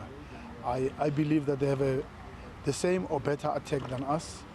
And it's good for Sundowns. You know, let's go for it and let's measure the club. Let's see how far good are we. The match that features the winners of the CAF Champions League and the CAF Confederation Cup winners will now be played at the Loftus Versfeld on Saturday evening. Pesing Katlu, SABC News, Johannesburg. Now, coaching Bafana seems to be one of the most wanted jobs on the African continent. The South African Football Association has received 61 applications for the vacant post. The list has been shortened to about 21 applicants. One of the candidates is Cameroon coach Hugo Broos, who recently won the Africa Cup of Nations tournament with a very inexperienced team. Then we have Giovanni Trapattoni. Although the case involving Safa and former coach Shakes Mashaba is yet to go to arbitration, the association is going ahead with appointing his successor. It's received applications from all over the world. A strong search committee is already in place to find a suitable candidate. Some of the members on the committee are former Bafana legends Lucas Radebe, Benny McCarthy, and Neil Tovey, as well as the 1996 winning coach Clive Barker. The objective is to find a candidate that satisfies the criteria laid down by SAFA. We have received more than 61 applications or CVs from coaches all over the world. And we've started working through it. I think we are now around about 25 as we reduce the number of coaches that we will look at, and then we will continue the work on Sunday, and hopefully by sometime next week or the following week, we will produce the 3 to 5 coaches that we will recommend that we start engaging. This time round, SAFA is looking for a long-term solution. Looking or searching for one of those coaches that will take us to that level where we can compete against the best and can manage and get a team, put a team together that's got quality. Meanwhile, SAFA is excited to host both the World Football Governing Body FIFA and the Continental Body CAF in South Africa over the next few days. As from tomorrow morning at 4 o'clock, the entire CAF executive will be arriving. First, the president of CAF, Issa Hayatou, is arriving in the morning. Then on Monday morning, the president of FIFA is arriving. He's arriving here for the FIFA summit. Jordan is also vying for one of the 2 available seats to serve on the new FIFA Executive Committee. Africa has 7 seats on the FIFA Council, with CAF President Issa Hayatou automatically included in the body. I am contesting in the open category, and in that category, we are 3 persons for 2 positions. If elected, Jordan will become the first South African to serve on the FIFA executive. The elections will be held in Ethiopia on the 14th of next month. Sfiso Ramara, SABC News, Johannesburg. Now here's a quick look at the Absolute Premiership matches that you can expect to see over the weekend. We start with Saturday, 18th of February at the Princess Magogo. These two matches I'm going to tell you about, 3:30 kickoffs. Golden Arrows against Free State Stars, Polokwane City against Ajax, Cape Town, Kaizer Chiefs against Highlands Park at the Moses Mabhida at 6 p.m. And the weather is hot and sunny, so it seems like that depression ex Dineo will not affect that match in a bad way. Cape Town City against Orlando Pirates at 8:15 on Saturday night, for me, will be the match of the weekend. We'll see how that pans out. And then on Sunday at 3:30 in the afternoon is Bloem Celtic against Chippa United at the Dr. Molemela Stadium. Now, at the tender age of 17, Nolthando Rotwane, also known as DJ Tito Love, bravely burst into the male-dominated reggae scene of Johannesburg. It was a short stint, handling the decks that would spark her love for DJing. The young female DJ became resident at two of the most famous reggae spots in the South African reggae and dancehall music scene. And that is how we're going to be closing the show for today and Newsroom for the week. Sit back and enjoy. I tell you, you don't know, say I'm Massacre, a.k.a. King Mass, all the way from America by way of Jamaica, sending vibes straight forward to South Africa, big up my African nation. Yo, right now I represent for DJ T, they don't know how the thing go. Are the maddest lectures from Joburg or Pretoria all the way down to Cape Town. Anyway, you say DJ T, though, you don't know, say I don't play songs. What will you tell them, say? I'm Massacre for DJ T, though. Yeah, DJ Tito, let me tell you this. If I could have one wish, girl, then would I roll you like my spliff, girl? Cause every tune you play is a hit, girl. And you don't play them, take me out of this world. Make me wanna roll out and I'm a whip, girl. Just for see you on the mix, girl. Whoa. Ever Chris just like Marines, girl. DJ Tito are the queen and me a king, girl. So me say, level the sound and make me tell you about Tito. As she run the place as she enough selector a prio. Any sound that taste them just a gamble with them like a casino. Nobody can find them like Nemo. Easy, exclusive dub myself is squeezy. Any sound test that tune ya I got done them neatly. Ha. To order tune your body have to pull it up and repeat it. See them, let me sing for the girl. If I could have one wish, girl, then I would roll you like my spliff, girl. Cause each and every time I